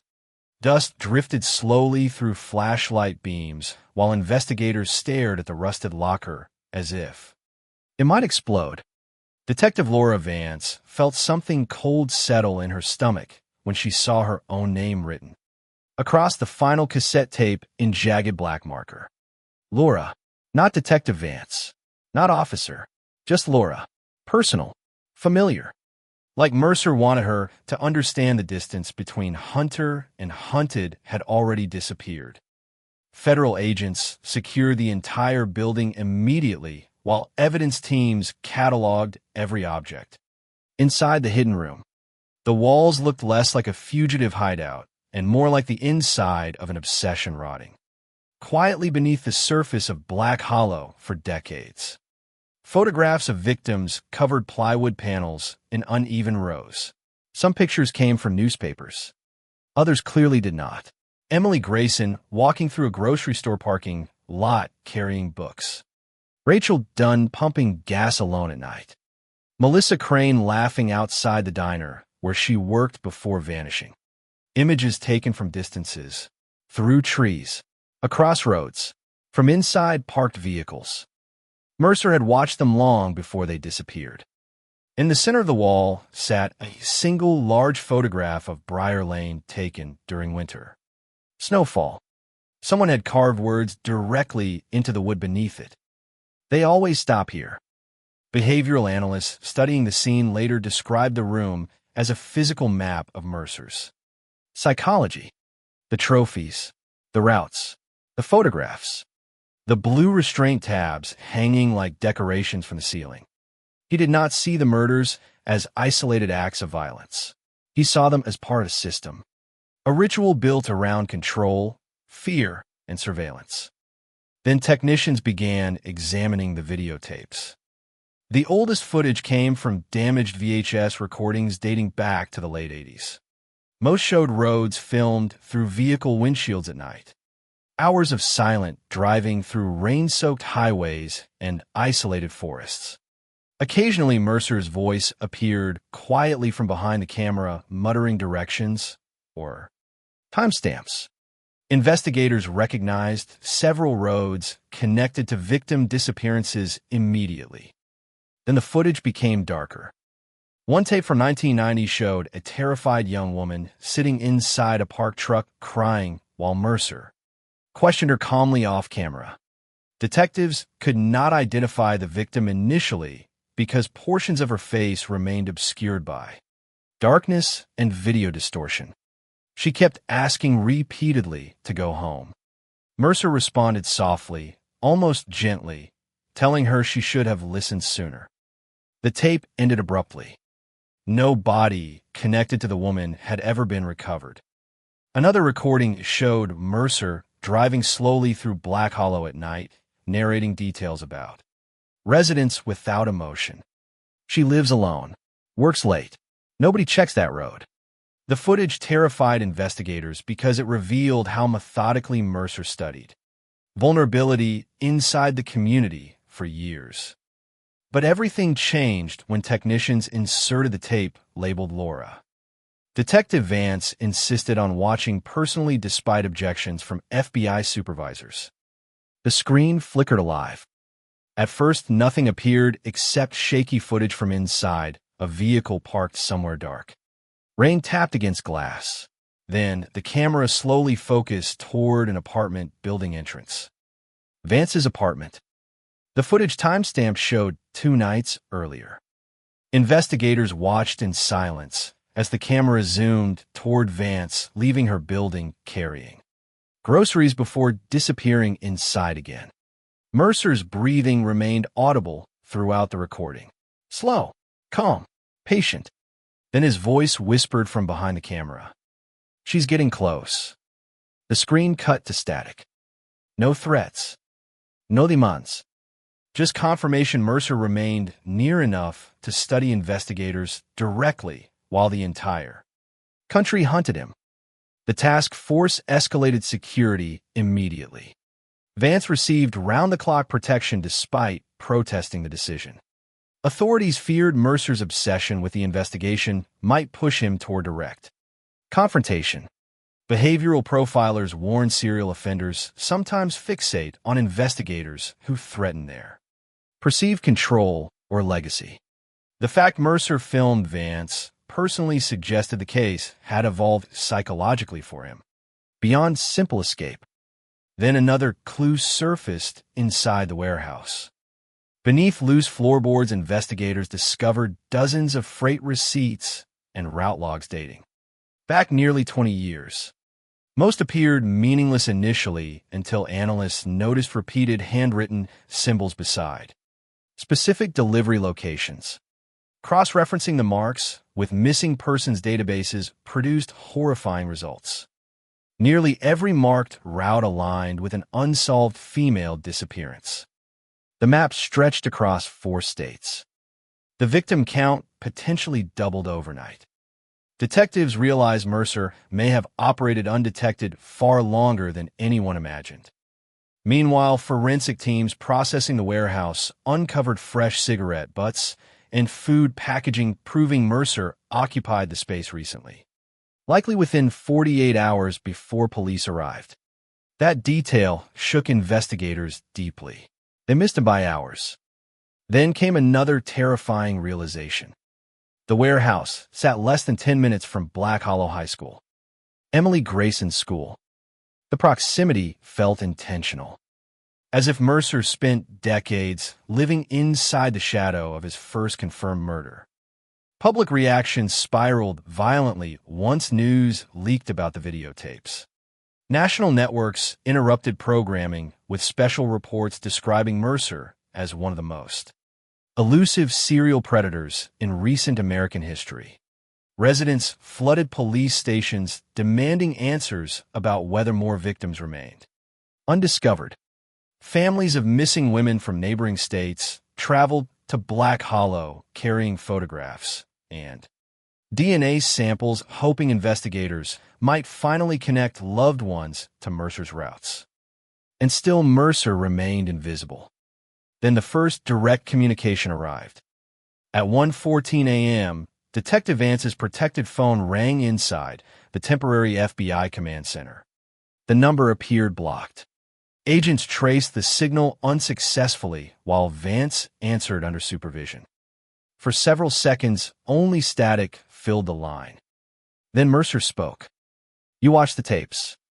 Vance later described his voice as strangely calm, almost conversational. Agents signaled desperately for her to keep him talking while technicians attempted location. Tracing. Mercer continued before she answered. "You still don't understand, Emily." Vance demanded his location. Mercer ignored the question. "She wasn't afraid at first," he whispered. "That's what made her different." The room reportedly froze. Hearing the killer discuss Emily Grayson directly after 30 years transformed the investigation, instantly from theory into living nightmare. Vance pressed harder, asking about Rachel, Melissa, Leah, and the unidentified victims connected to the reservoir. Mercer laughed softly. "You only found the ones I left behind." Then the line disconnected. Technicians traced the call to another roadside payphone nearly 90 miles outside Black Hollow. Officers arrived too late again. Witnesses remembered only an older pickup truck leaving the area minutes earlier. But Mercer's statement echoed through the task force afterward. "The ones I left behind." Investigators feared the implication immediately. There were more victims, possibly many more. The search expanded nationwide.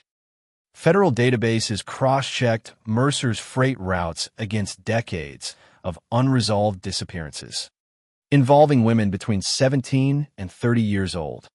Analysts worked around the clock, building timelines, geographic overlaps, and behavioral patterns. The number of potential connections became staggering. 32 possible victims, maybe more. And hidden among the route logs from the warehouse, investigators uncovered one final disturbing detail. Several locations were circled repeatedly in red ink instead of black. One circle surrounded Briar Lane. Another marked the abandoned reservoir. And a third highlighted a remote section of forest outside Black Hollow, known locally as Dead Pine Ridge. Detectives reviewed maps carefully. Dead Pine Ridge contained no officially connected crime scenes. No recovered bodies. No known disappearances. Nothing. Which terrified them even more. Tactical teams entered the forest at sunrise with cadaver dogs, excavation crews, and federal agents moving slowly between dense trees and collapsed hunting paths. The woods felt ancient and silent beneath heavy fog. Searchers spread across miles of uneven terrain while helicopters scanned overhead. Then one dog alerted near a shallow depression hidden beneath fallen branches. Excavators began digging carefully. Within 30 minutes, they uncovered fabric. Then bone. Then another body. And another. Buried side by side beneath the roots. The horror spreading through the task force became impossible to contain because one truth emerged. Immediately from the excavation site, Daniel Mercer had not been improvising murder for 30 years. He had been building a graveyard. The excavation at Dead Pine Ridge continued for 9 straight days beneath floodlights and armed security while helicopters circled endlessly overhead. By the 3rd day, investigators stopped referring to the area as a burial site. They called it what it truly was, a dumping ground. The forest floor concealed horror layered across decades beneath roots, mud, and collapsing earth. Search teams uncovered bodies so close together in some areas that forensic anthropologists struggled separating remains during recovery. Young women, teenagers, some still wearing fragments of jewelry. Others wrapped partially in industrial tarp material identical to the coverings found near the reservoir. The deeper investigators dug, the darker the pattern became. Black Hollow descended into shock unlike anything in its history. National Guard vehicles blocked roads leading toward the forest because crowds gathered constantly, hoping for information about missing loved ones. Families arrived, carrying fading photographs from the 80s and 90s. Reporters broadcast live from outside police barricades while commentators called Dead Pine Ridge one of the most horrifying serial crime scenes uncovered in modern America. Yet inside the command center, investigators faced another terrifying realization quietly spreading through the task force. Not all the victims matched Mercer's known timeline. Some remains appeared older, much older.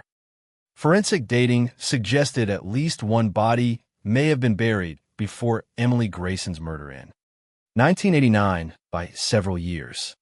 Detectives suddenly feared Mercer's violence began long before Black Hollow even knew his name. Meanwhile, the killer himself remained free.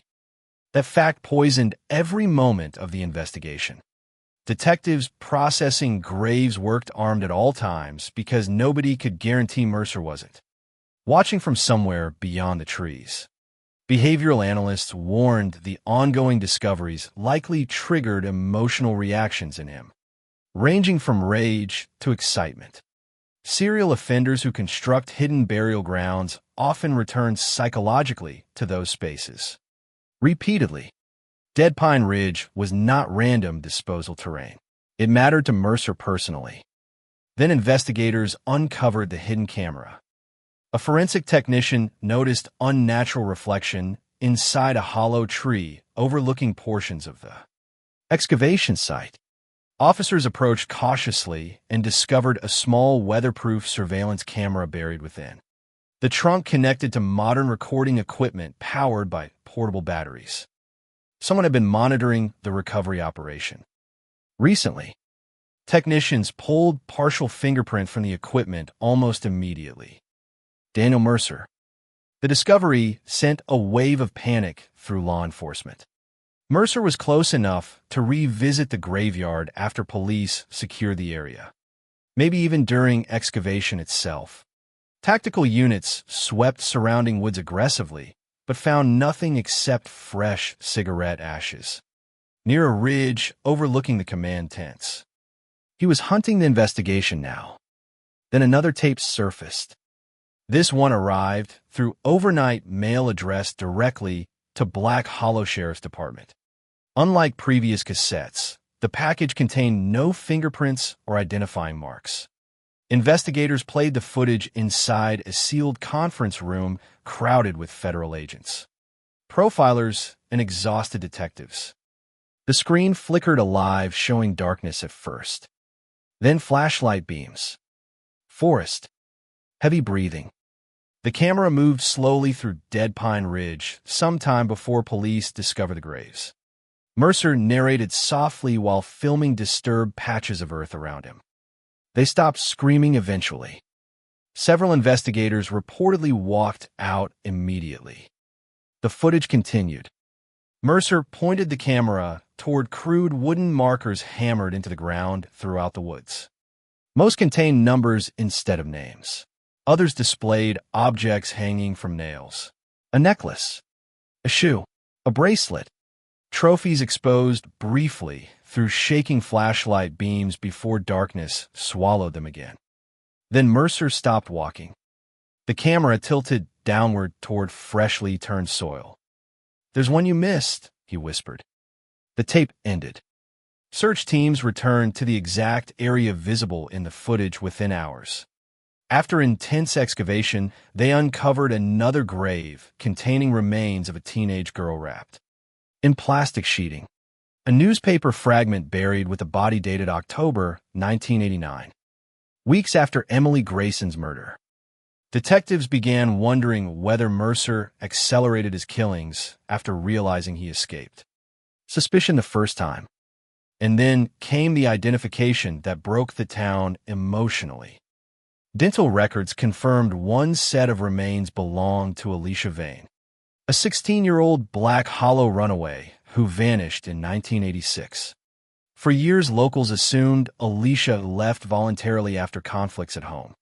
Her case received minimal investigation because authorities believed she drifted into drug culture beyond county lines. Instead, she spent nearly 20 years buried beneath Dead Pine Ridge. The revelation devastated the community because it exposed how easily vulnerable girls disappeared, without urgency, when their lives looked complicated from the outside. Alicia's younger brother appeared on national television, crying while holding childhood photographs, and asking one question repeatedly. How many times did people see him and do nothing? Investigators asked themselves the same thing. As Mercer's timeline expanded, witness memories resurfaced everywhere. Women remembered strange encounters once dismissed as uncomfortable but harmless. A cashier recalled Mercer sitting silently inside his truck outside her workplace for hours during winter nights. Former freight employees described him growing increasingly obsessed with newspaper stories about missing women through the 90s. One mechanic remembered Mercer asking bizarre questions about how long fingerprints survived in mud. After heavy rain, the monster had always been there.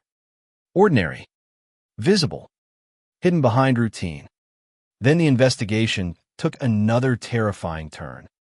Forensic examination of the newest bodies from Dead Pine Ridge revealed traces of recent disturbance. On one grave less than 6 months old, detectives initially assumed animals or weather damaged the burial site. But closer analysis exposed something horrifying. The grave had been reopened intentionally. From the outside, someone dug into it recently and removed something. Investigators feared Mercer returned to retrieve evidence after media coverage intensified. But what exactly? Trophies? Personal items? Bodies? Nobody knew. Then Detective Laura Vance noticed another detail while reviewing recovery photographs from the site. Several graves aligned unnaturally in curved patterns. Not random placement. Organized. Aerial drone footage confirmed it. The burial sites formed rough, concentric circles spreading outward through sections of the forest. Like rings. At the center sat a clearing investigators initially overlooked because no graves appeared visible. There. Search teams entered the clearing immediately. The ground looked untouched. Yet cadaver dogs reacted violently the moment they approached. Excavation crews began digging near the center marker shortly after sunset. For feet down, they struck concrete. Workers uncovered a sealed underground storage bunker hidden beneath Dead Pine Ridge for decades. Rusted steel doors protected the entrance beneath layers of earth and vegetation. The structure appeared professionally built, likely using old industrial materials connected to freight construction sites. Nobody spoke while tactical teams opened the doors. The smell hit first. Oat. Moisture. Decay trapped underground for years. Flashlights revealed shelves lining concrete walls filled with boxes, photographs, clothing, identification cards, cassette recordings, and hundreds of newspaper clippings documenting disappearances across multiple states. Investigators described the bunker later as a physical archive of Mercer's crimes, a museum dedicated to terror. Then they discovered the photographs. Thousands of them. Victims sleeping. Victims driving. Victims entering stores. Women standing alone at gas stations, unaware someone watched nearby. And near the back wall, investigators uncovered a series of recent photographs taken only weeks earlier. Detective Laura Vance. Leaving restaurants. Driving home. Standing outside the sheriff's department. Mercer had not simply fixated on the investigation. He selected a new target. The bunker held another surprise, too. A detailed map of Black Hollow marked with colored pins and handwritten dates extending far beyond. Known victims.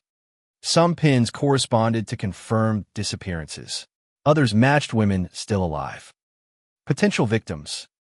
Mercer planned ahead constantly, even after 30 years, even while hunted nationwide. Then one final discovery inside the bunker froze everyone present. Tucked beneath stacks of photographs sat a fresh Polaroid picture taken less than 48 hours earlier. The image showed a woman bound inside a dark room, staring directly at the camera with terror in her eyes. Investigators identified her immediately. 21-year-old college student Hannah Price. Reported missing just 2 days before. And scrawled across the bottom of the photograph in black ink were 6 words that changed the investigation completely. You're finally looking in the right place. The photograph of Hannah Price detonated through the command center like a bomb. Detectives who spent months excavating decades-old graves suddenly faced a horrifying reality.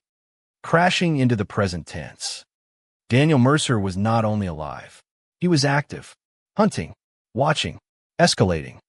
Somewhere beyond the floodlights surrounding Dead Pine Ridge, a 21-year-old woman might still be breathing while one of the most terrifying fugitives in the country studied police movements in real time.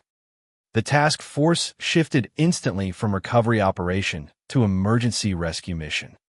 Hannah Price disappeared 48 hours earlier after leaving evening classes at North Valley Community College, 60 miles east of Black Hollow. At the time, local police assumed voluntary disappearance, initially because Hannah recently argued with her boyfriend and occasionally stayed away from home without warning. But after investigators discovered her photograph inside Mercer's underground bunker, every assumption collapsed. Detective Laura Vance reviewed Hannah's timeline obsessively through the night. At 8:17 p.m., surveillance cameras captured Hannah exiting the campus library carrying textbooks and coffee. At 8:31, she stopped at a gas station near Route 14. After that, nothing. Her car surfaced abandoned early the next morning near an isolated service road lined with pine forest 20 miles outside town. Driver's side, door open. Purse left behind. One shoe missing. The pattern returned again with terrifying precision. Investigators flooded the region immediately. Roadblocks expanded across 3 states. Helicopters searched highways nonstop, while FBI behavioral analysts studied Mercer's known habits, searching for likely holding locations. Unlike many impulsive killers, Mercer demonstrated patience and ritual. He watched victims beforehand, chose environnement carefully, preserved trophies, controlled movement. And now, for the first time publicly, investigators believed he sometimes kept victims alive temporarily before murder. The implications sickened everyone. Then another package arrived, this time delivered directly to a local television station covering the investigation. Security staff opened the envelope during live newsroom operations and found a VHS tape alongside a typed message. She still has time. Authorities seized the footage immediately. The video began with static before revealing Hannah Price sitting against concrete walls inside a dimly lit room. Her wrists appeared bound behind her back, one side of her face bruised. She looked terrified but alive. A newspaper dated 2 days earlier rested beside her, proving recent recording. Then Mercer's voice emerged calmly from behind the camera. Tell them what happens when girls ignore warnings. Hannah cried silently for several seconds before whispering, "Please help me." Mercer interrupted immediately. "No, tell them the truth." The footage ended abruptly. The nation erupted. Cable networks interrupted regular programming. Federal agencies poured additional resources into the search while terrified residents across Black Hollow locked themselves indoors before sunset. Hotline operators received thousands of calls from people convinced they spotted Mercer everywhere, from truck stops to campgrounds. But the tape revealed something critically important. The concrete wall behind Hannah contained faded industrial markings, partially visible near exposed piping. Investigators identified the structure within hours. An abandoned Cold War-era flood control station buried near the river system outside Black Hollow. Tactical units mobilized immediately. The raid began before dawn under freezing rain. Armored vehicles surrounded the isolated structure while helicopters circled overhead, illuminating broken concrete entrances through fog. Officers breached simultaneously from 3 directions, expecting armed confrontation.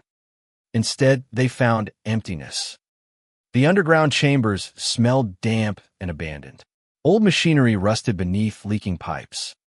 Dust covered most surfaces untouched for years. Then officers discovered the chair. Metal restraints attached to armrests. Fresh blood. A half-empty water bottle. And taped to the wall nearby sat another Polaroid photograph. Hannah Price staring into the camera beside that morning's newspaper. Still alive, but no longer there. Mercer had anticipated the raid. Again, the realization devastated investigators psychologically because it confirmed what many already feared privately. Mercer monitored law enforcement movements almost constantly, maybe through scanners, maybe through surveillance, maybe through something worse. Every time authorities moved aggressively, he moved first. Then Detective Vance noticed another detail inside the flood station.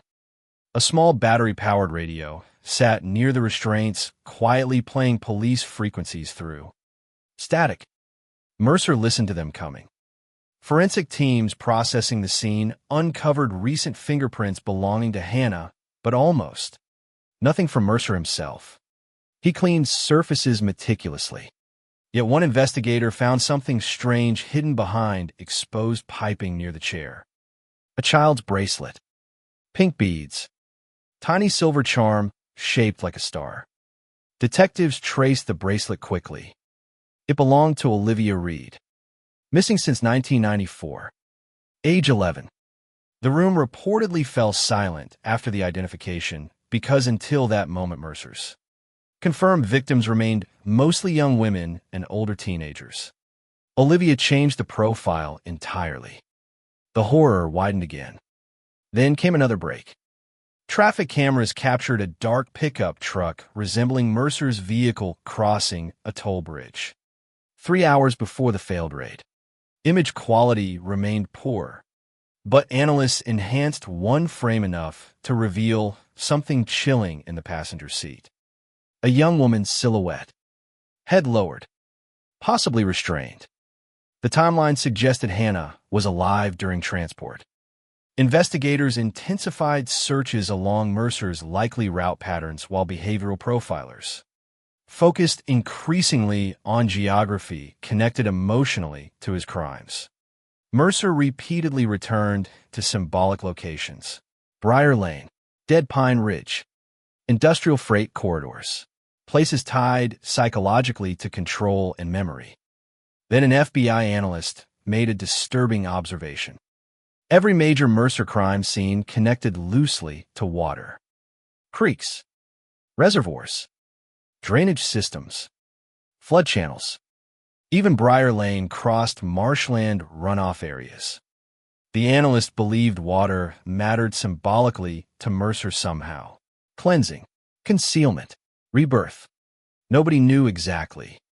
But when investigators overlaid his routes against abandoned water infrastructure maps from the 80s, one location stood out immediately: Black Hollow Water Treatment Facility Number 3. Closed since 1991 after contamination problems. Remote. Partially underground. Surrounded by forest. And less than 15 minutes from where Emily Grayson disappeared. Tactical teams prepared another operation immediately. But before they moved, Detective Vance received another phone call. Blocked number. Static first. Then Mercer breathing quietly. "You're making them nervous," he whispered. Vance demanded Hannah's location. Mercer ignored the question again. Emily cried less than the others. The room monitoring the call reportedly froze. Vance kept him talking while technicians traced desperately. Mercer continued softly. She kept asking why nobody stopped to help. Then his voice changed slightly for the first time. Anger. They always drove away. The profiler observing beside Vance suddenly realized something critical.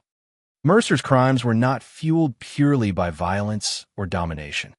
They revolved around rejection, humiliation, invisibility. He selected isolated roads intentionally because passing strangers never intervened. The call lasted 72 seconds before disconnecting. Long enough for partial triangulation. The signal originated near the abandoned treatment facility. SWAT units launched immediately. The facility loomed from darkness like a dead industrial fortress half swallowed by forest. Concrete towers rose above stagnant water pools while rusted fencing collapsed beneath overgrown weeds. Rain hammered tactical vehicles as officers breached entrances simultaneously. Inside, they found evidence everywhere. Fresh food wrappers, bedding, police scanners, blue restraint tabs. And hidden beneath the main filtration chamber, investigators discovered another underground room, accessible through maintenance tunnels. The smell hit first. Bleach, moisture, fear. Then officers heard movement. A scream. SWAT teams rushed deeper through concrete corridors until flashlights landed on Hannah Price chained beside exposed piping near the back wall. Alive, terrified, dehydrated, but alive. Paramedics reached her within seconds. Then gunfire exploded somewhere above them. Mercer. Officers stormed upward through maintenance stairs while alarms echoed through the facility. Witnesses later described hearing shouting followed by multiple shots outside near the drainage channels. But when tactical teams reached the surface, Daniel Mercer was already gone again. He disappeared into storm-dark forest beyond the treatment plant while helicopters searched overhead. Through pounding rain. Yet this time he left something behind. Near a shattered side exit, investigators recovered Mercer's jacket abandoned during escape. Inside, detectives found ammunition, maps, and a small cassette recorder still running. The tape contained only one message spoken calmly into static. "You still haven't found the first one." Detective Vance replayed the sentence repeatedly afterward. The first one. Not Emily. Not Rachel. Someone earlier. Someone buried deeper beneath 30 years of fear and silence. And somewhere inside the darkness surrounding Black Hollow, investigators realized the true beginning of Mercer's nightmare still remained hidden. The words from Mercer's recorder spread through the task force like poison. "You still haven't found the first one." Detectives replayed the message, endlessly searching for hidden meaning in his tone, his pacing. Even the faint background noises buried beneath static. Some investigators believed Mercer was manipulating them again, throwing attention toward imaginary victims to maintain psychological control after Hannah Price escaped alive. But others fear the obvious explanation. Emily Grayson was never the beginning. The possibility changed everything. For months, investigators believed they were excavating the evolution of a killer whose violence escalated across the late 80s and 90s. But if Mercer already murdered before Emily, then Black Hollow never witnessed the birth of the nightmare. It witnessed the moment the nightmare became visible. Detective Laura Vance reopened every unsolved disappearance connected to Mercer's early life. Immediately, childhood towns, former jobs, military records, juvenile incidents, every forgotten complaint, and police contact stretching back decades. The deeper investigators dug, the darker Mercer's history became. Born in 1946 outside rural Missouri, Mercer grew up near isolated farmland and floodplains where several teenage girls disappeared during the 60s under circumstances never fully resolved. At the time, authorities blamed runaways or transient workers moving through agricultural routes. But one cold case file caught investigators instantly. 16-year-old Eleanor Shaw, missing July 1968. Last seen walking home after evening shift at a roadside diner. One shoe recovered near drainage ditch. No body ever found.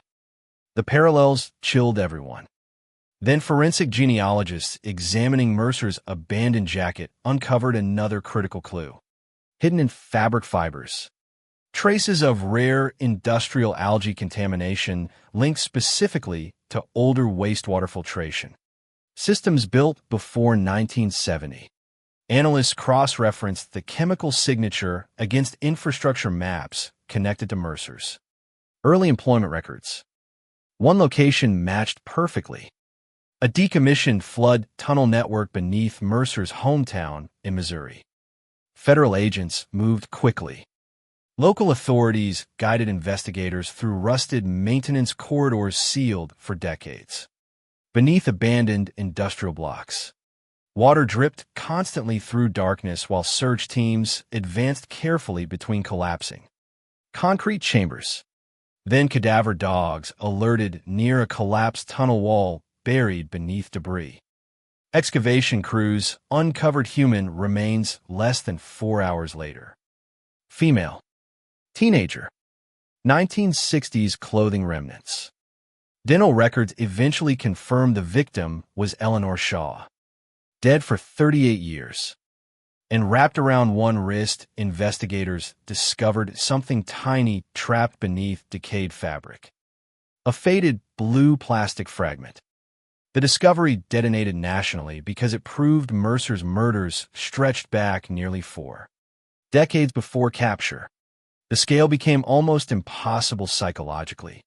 Entire generations lived and died while Mercer moved quietly between towns carrying secrets beneath ordinary routines. But the deeper horror came from Eleanor's autopsy findings. Unlike later victims, Eleanor survived captivity for days before death. Investigators realized Mercer refined his methods gradually over decades. The killer haunting Black Hollow evolved through practice. Meanwhile, Hannah Price remained under federal protection, recovering from severe psychological trauma. After rescue from the treatment facility, initially doctors believed she could provide only fragmented information because of shock and dehydration. Then, during an overnight interview with Detective Vance, Hannah revealed something that stunned the task force completely. Mercer talked constantly, not random threats. Stories. According to Hannah, Mercer described victims almost like memories from another life. He remembered details obsessively. Favorite songs, clothing, conversations. One moment especially disturbed investigators. Hannah recalled Mercer staring at her silently for several minutes before whispering, "You laugh like the girl from the bridge." The girl from the bridge. No victim in Mercer's known timeline matched that description. Another missing person. Another ghost. And then Hannah revealed the most terrifying detail yet. Mercer repeatedly mentioned someone helping him long ago.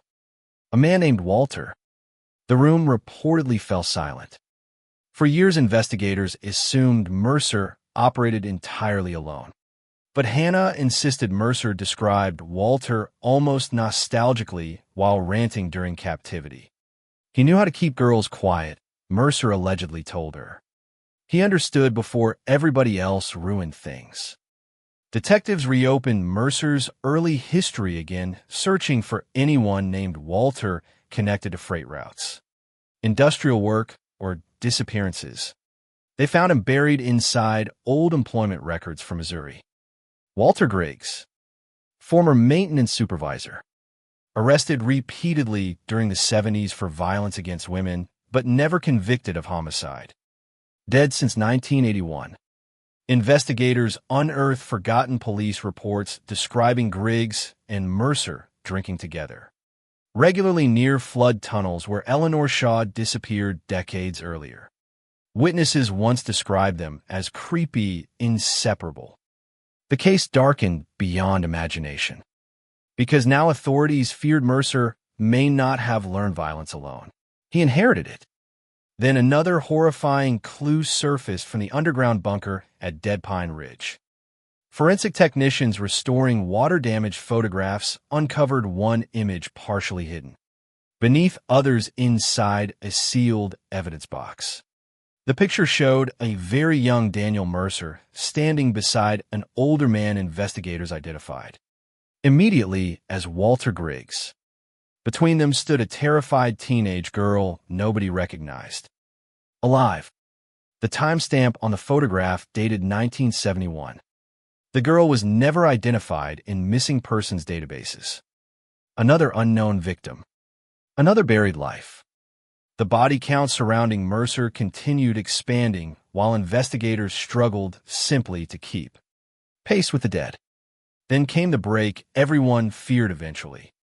A state trooper outside Nebraska spotted Mercer's pickup truck parked near an isolated rest stop at 3:11 a.m. Officers approached cautiously after confirming the plate through national databases.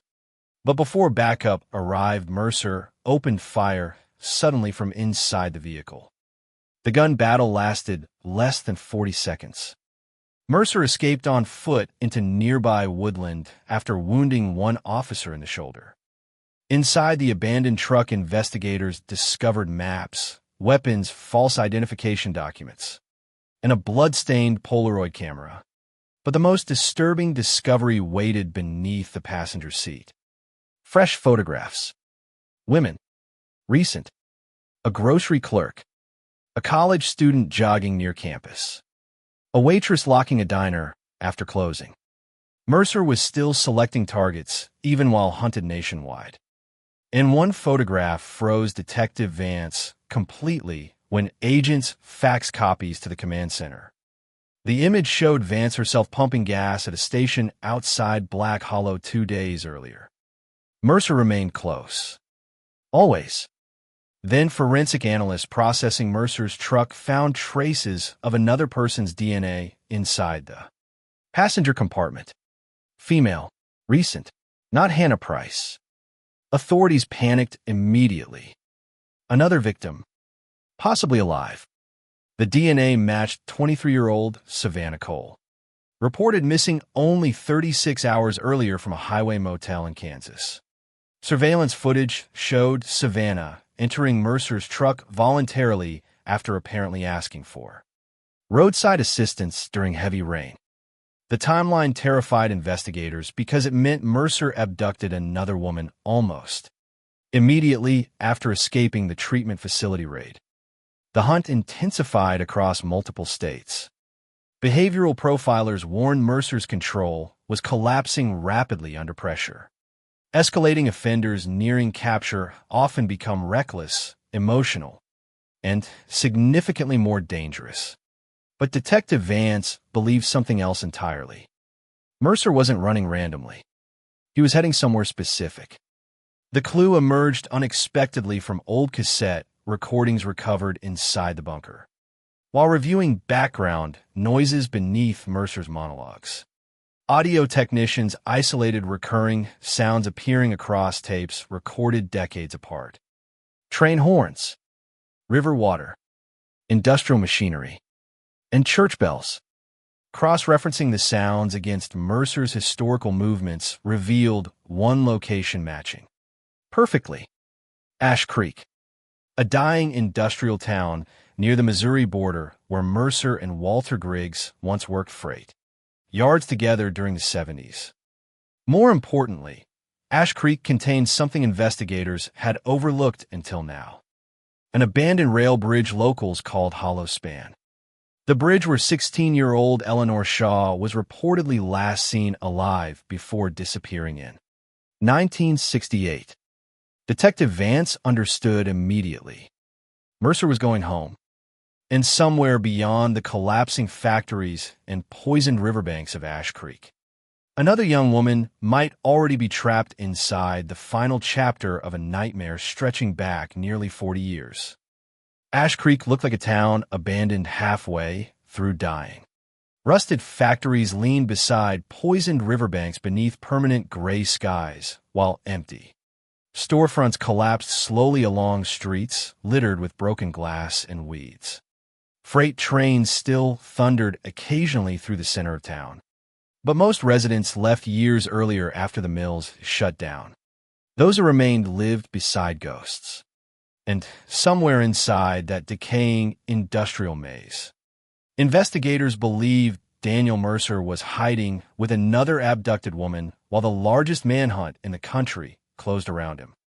Federal agents flooded Ash Creek before sunrise. Roadblocks sealed highways in every direction while helicopters swept rail yards and drainage. Tunnels connected to Mercer's past employment records. Tactical teams moved building by building through abandoned warehouses and riverfront factories, carrying photographs of Savannah Cole, the missing 23-year-old whose DNA surfaced inside Mercer's truck days earlier. Detective Laura Vance arrived shortly after dawn, carrying decades of files compressed into one terrible realization. Mercer always returned emotionally to the beginning: Briar Lane, Dead Pine Ridge, the reservoir, the flood station, every location tied somehow to memory and ritual. Ash Creek was different from Black Hollow in one critical way. This was where Mercer became what he was, and Hollow Span Bridge stood at the center of it. The bridge stretched above Black River water like a rusted skeleton left behind by another century. Local legends surrounding the structure dated back decades: suicides, disappearances, strange lights at night. Teenagers dared each other to walk across the tracks after dark because older residents whispered. The bridge remembered things. Most dismissed the stories as small-town folklore. Detectives no longer laughed at folklore, especially after search teams discovered fresh tire tracks leading towards service roads beneath the bridge less than 2 hours after arriving. The first structure investigators searched was an abandoned rail maintenance shed overlooking the river. Inside, they found recent food wrappers, cigarette ashes, and blankets still warm. Mercer missed them again by minutes, but he left another message, spray painted across the wall in huge black letters. They never looked down. The phrase disturbed Vance instantly because Mercer repeated similar language before regarding roads: water, tunnels, hidden places people passed without noticing. She ordered search teams toward the river immediately. Divers entered freezing water beneath Hollow Span, while sonar crews scanned submerged wreckage from decades of industrial dumping. Then one diver surfaced screaming for medics. He discovered skeletal remains tangled inside collapsed metal debris beneath the bridge. Female. Teenage. Still wearing fragments of a yellow diner uniform preserved partially by river mud. Dental records later confirmed the body belonged to Eleanor Shaw's co-worker, Denise Marrow, who vanished 3 weeks after Eleanor disappeared in 1968. The revelation stunned investigators. Mercer and Walter Griggs likely killed together, multiple times, long before Black Hollow ever feared the name Daniel Mercer. The river search expanded rapidly. By nightfall, divers recovered 2 additional sets of remains beneath Hollow Span connected to disappearances from the 70s. The bridge had hidden bodies for nearly 40 years beneath black industrial water while trains passed overhead every day. Then Savannah Cole's backpack surfaced near the shoreline. Fresh, still dry inside. Detectives realized Mercer remained nearby. Very nearby. Tactical teams swept tunnel systems running beneath the old freight district while behavioral. Analysts studied Mercer's psychological patterns, obsessively searching for the next move. One profiler made a disturbing observation that changed the direction of the hunt immediately. Mercer escalated communication whenever emotionally cornered. Letters, tapes, phone calls, messages at crime scenes. And now investigators cut off most escape routes surrounding Ash Creek, meaning Mercer would likely reach out again soon. The prediction proved correct less than 4 hours later. At 11:26 p.m., emergency dispatchers received a radio interruption overriding multiple police frequencies simultaneously.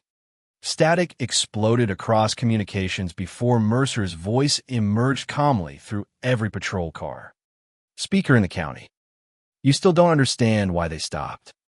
Officers across Ash Creek reportedly froze hearing the voice echo through radios beneath heavy rain. Mercer continued. They trusted people. That's why. Detective Vance grabbed a transmitter, immediately demanding Savannah's location. Mercer ignored the question. They stood beside roads waiting for help because nobody teaches girls what monsters look like. The profiler beside Vance suddenly realized Mercer viewed himself less as predator than punisher. In his mind, the victims failed some invisible test of caution or loyalty. The murders justified themselves through twisted logic built over decades of resentment and control. Then Mercer whispered something that chilled the room completely. Emily almost escaped. Static swallowed the transmission before anyone answered.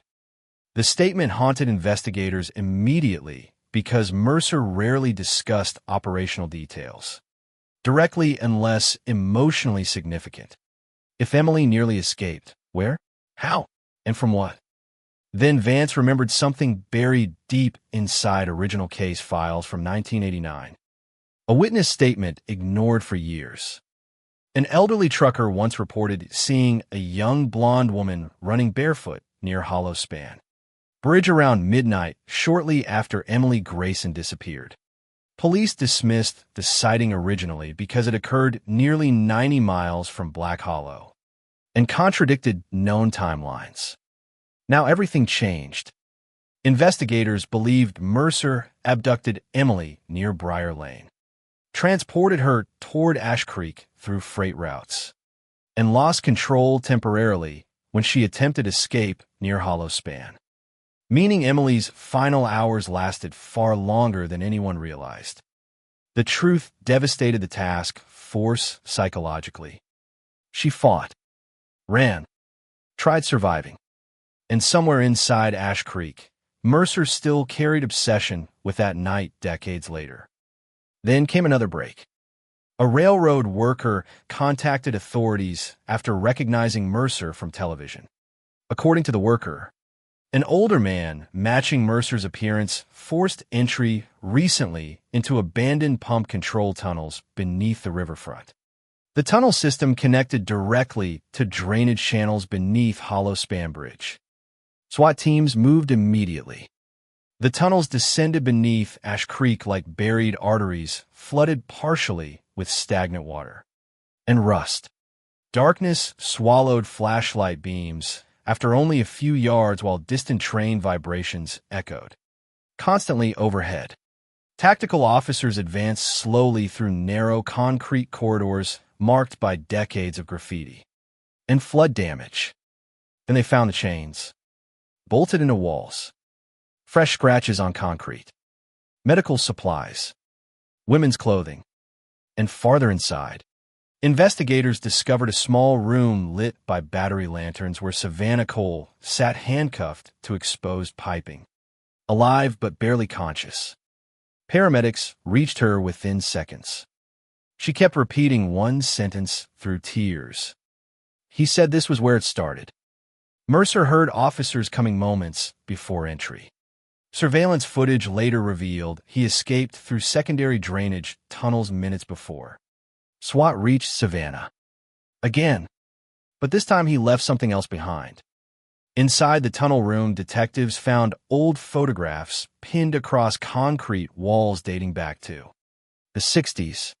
Eleanor Shaw, Denise Merrow, unknown girls, early victims from Mercer and Walter Griggs' years in Ash Creek. At the center hung one final image. Emily Grayson, alive, terrified, standing barefoot near Hollow Span Bridge while rain poured around her. The timestamp read October 17, 1989, hours before her death. Scrawled beneath the photograph in Mercer's handwriting were 5 words investigators would never forget. She should have kept running. The image shattered Detective Laura Vance emotionally because for the first time investigators saw Emily not as a body beside Briar Lane or a smiling yearbook photograph frozen before tragedy. They saw the final living terror in her eyes while she stood trapped beside a river bridge 90. Miles from home, trying desperately to survive a monster nobody understood yet. And somewhere beyond the tunnels beneath Ash Creek, Daniel Mercer remained free for one more night. The photograph of Emily Grayson standing barefoot beside Hollow Span Bridge became the emotional center of the entire investigation overnight. For 30 years, Black Hollow imagined her final moments through fragmented evidence, rumors, and courtroom-style theories built from bloodstains and timelines. But now detectives stared directly into the terror frozen across her face while rain blurred the edges of the image.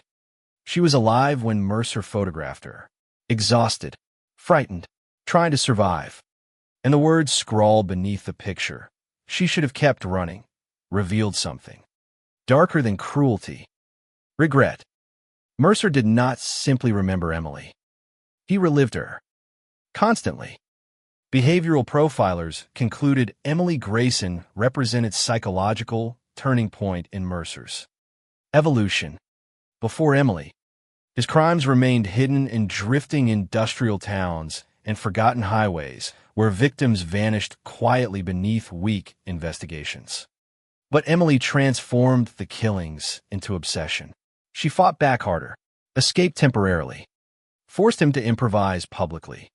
Her murder terrified Black Hollow so completely that Mercer spent decades feeding emotionally on the fear left behind. And now the investigation itself became personal war. Savannah Cole survived long enough to provide investigators the clearest description of Mercer's behavior ever recorded. During interviews conducted under federal protection, she described Mercer as calm one moment and violently emotional the next. He watched news coverage obsessively through portable radios. He spoke to victims for hours as though explaining lessons nobody else understood. According to Savannah, Mercer repeatedly claimed the police were too late from the beginning. Then she revealed the detail that changed the hunt entirely. Mercer kept talking about the house. Not Ash Creek. Not Black Hollow. A house. He said he wanted to end it where he learned everything, Savannah whispered during questioning. Detective Laura Vance immediately reopened files connected to Walter Griggs. Old tax records revealed Griggs once owned remote property outside Ash Creek near collapsed farmland, abandoned after flooding in the 70s.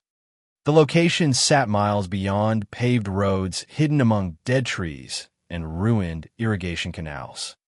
Aerial surveillance detected something else. Fresh vehicle tracks leading toward the property. Tactical teams mobilized before dawn.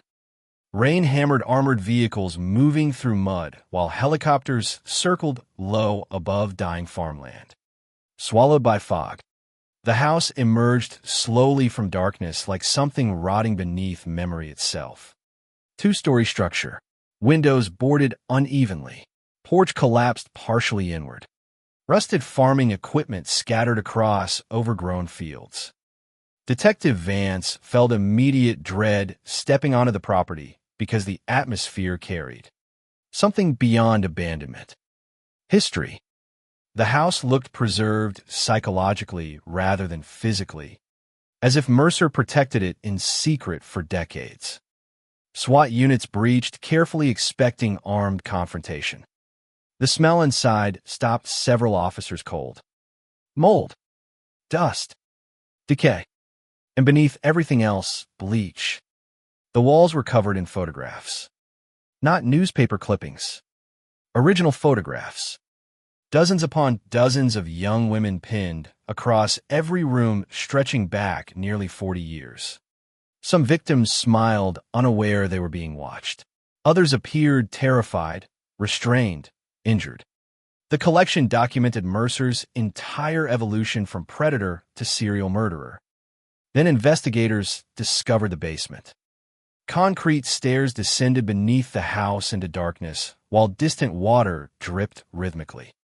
Somewhere below, tactical lights swept across old furniture, chains, ropes, recording equipment, and industrial restraints attached permanently into walls. This was where it started. Not the roads, not the bridge, not Black Hollow. Here, Mercer learned violence beneath this house alongside Walter Griggs decades earlier while the outside world remained blind. Forensic teams uncovered horrifying evidence almost immediately. Blood traces dating across multiple decades. Fibers matching known victims. Hidden compartments containing jewelry, identification cards, cassette recordings, and handwritten journals documenting abductions in meticulous detail. Then Detective Vance opened a locked filing cabinet near the back wall. Inside sat dozens of notebooks. Mercer's diaries. The earliest entry dated 1967. The contents sickened investigators. Mercer described victims clinically at first. Locations, times, behavior. But over years, the writing transformed into obsession and resentment directed toward women. Strangers, police, entire communities. He blamed victims for trusting people. Blamed towns for ignoring danger. Blamed society for humiliations nobody else even remembered. And then Vance found Emily's section. Nearly 300 pages. Detailed descriptions of the night she disappeared. The chase near Hollow Span. The moment she escaped temporarily from the truck. How she begged passing drivers for help. How nobody stopped. Detectives reading the journals reportedly broke down emotionally because Mercer documented every terrifying second from his perspective with horrifying clarity. Emily ran through rain beside the highway, bleeding from shattered feet after losing her shoe during escape. At least 3 vehicles passed according to Mercer's writing. None stopped. One driver allegedly slowed briefly before accelerating away. Mercer became fixated on that moment for decades afterward. She learned the truth, he wrote repeatedly. Nobody wants trouble. Then came the entry that shattered the investigation completely. Mercer claimed Walter Griggs murdered the very first victim while Mercer watched as a teenager. According to the journals, Griggs manipulated Mercer for years afterward, teaching him how to select isolated victims, conceal bodies, and exploit jurisdiction gaps between towns. The cycle began long before Mercer acted alone. Then officers upstairs shouted suddenly through radios. Moving outside.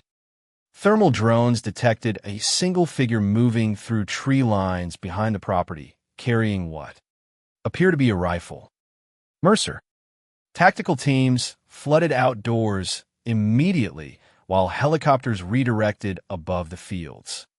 Gunfire erupted near irrigation trenches as Mercer fired toward advancing officers before, disappearing into dense woodland behind the farmhouse. The pursuit intensified violently. Officers chased Mercer through collapsing barns and flooded drainage canals while helicopters illuminated the darkness overhead. Witnesses later described the scene like war unfolding across dead farmland. Then Mercer vanished again. until one deputy spotted movement near an abandoned grain silo overlooking the property. SWAT units surrounded the structure carefully. Inside, high above the ground near rusted support beams, Daniel Mercer stood holding a shotgun while floodlights illuminated decades of exhaustion carved across his face. For the first time since the investigation exploded nationally, the killer finally looked old. Not mythical, not invisible. Old. Mercer stared downward silently while negotiators pleaded for surrender. Then his eyes locked onto Detective Laura Vance, standing near armored vehicles below. "You found Emily," he said quietly. Vance demanded he drop the weapon. Mercer ignored her. She was stronger than the others. The entire scene reportedly froze. Because despite decades of murder and terror, Mercer still spoke about Emily like she remained trapped alive somewhere inside his mind. Vance stepped forward carefully. "You could have stopped," she told him. Mercer laughed softly. "No," he answered. "Walter started it. Emily finished it." Then he raised the shotgun suddenly toward officers below. Gunfire exploded across the silo. Mercer disappeared backward over rusted railings as bullets shattered metal around him. Officers rushed inside, expecting another escape route. Instead, they found Daniel Mercer broken across concrete several stories below after plunging through. Collapsed support beams during the shootout. Barely alive. Paramedics stabilized him while helicopters prepared emergency transport under heavy guard. Detectives surrounded the scene in stunned silence, watching medics load the man who haunted Black Hollow for 30 years into an ambulance. Then Mercer grabbed Detective Vance's sleeve weakly before doors closed. Blood filled his mouth when he whispered his final sentence. "There's one more under the water." The ambulance doors slammed shut. And for the first time since Emily Grayson vanished in 1989, investigators realized the nightmare still was not over. Daniel Mercer survived the fall for 3 hours. 3 hours. After 40 years of buried bodies, vanished names, forgotten highways, and nightmares stretched across generations, the man who turned entire towns into places people feared after dark lay beneath hospital lights connected to machines while armed federal agents stood outside every door. Reporters gathered beyond barricades. Helicopters circled overhead. Across the country, millions waited for the sentence everyone expected. Confess. Explain. End it. But Mercer barely spoke. Doctors fought internal bleeding while investigators prepared emergency interviews beside his hospital bed. Detective Laura Vance arrived shortly before sunrise, carrying photographs, maps, names, and decades of unanswered questions compressed into boxes stacked against sterile white walls. Rachel Dunn, Melissa Crane, Emily Grayson, Eleanor Shaw, Denise Merrow, Olivia Reed, the unidentified victims, the women still waiting for names. Mercer stared toward the ceiling when Vance entered. No expression, no fear, no anger, only exhaustion. For several moments, neither spoke. Machines beeped softly between them. Rain tapped against hospital windows. Then Vance placed Emily Grayson's photograph beside his bed. The same school picture used for decades. The same smile frozen forever before Briar Lane. Mercer's eyes shifted, just slightly. "You remembered everything," Vance said quietly. Silence. "You remembered their shoes, their voices, their clothes." Mercer swallowed painfully. "You remember where they stood?" "Nothing." Then Vance leaned closer. "But you never remembered them." Mercer's eyes finally moved toward her.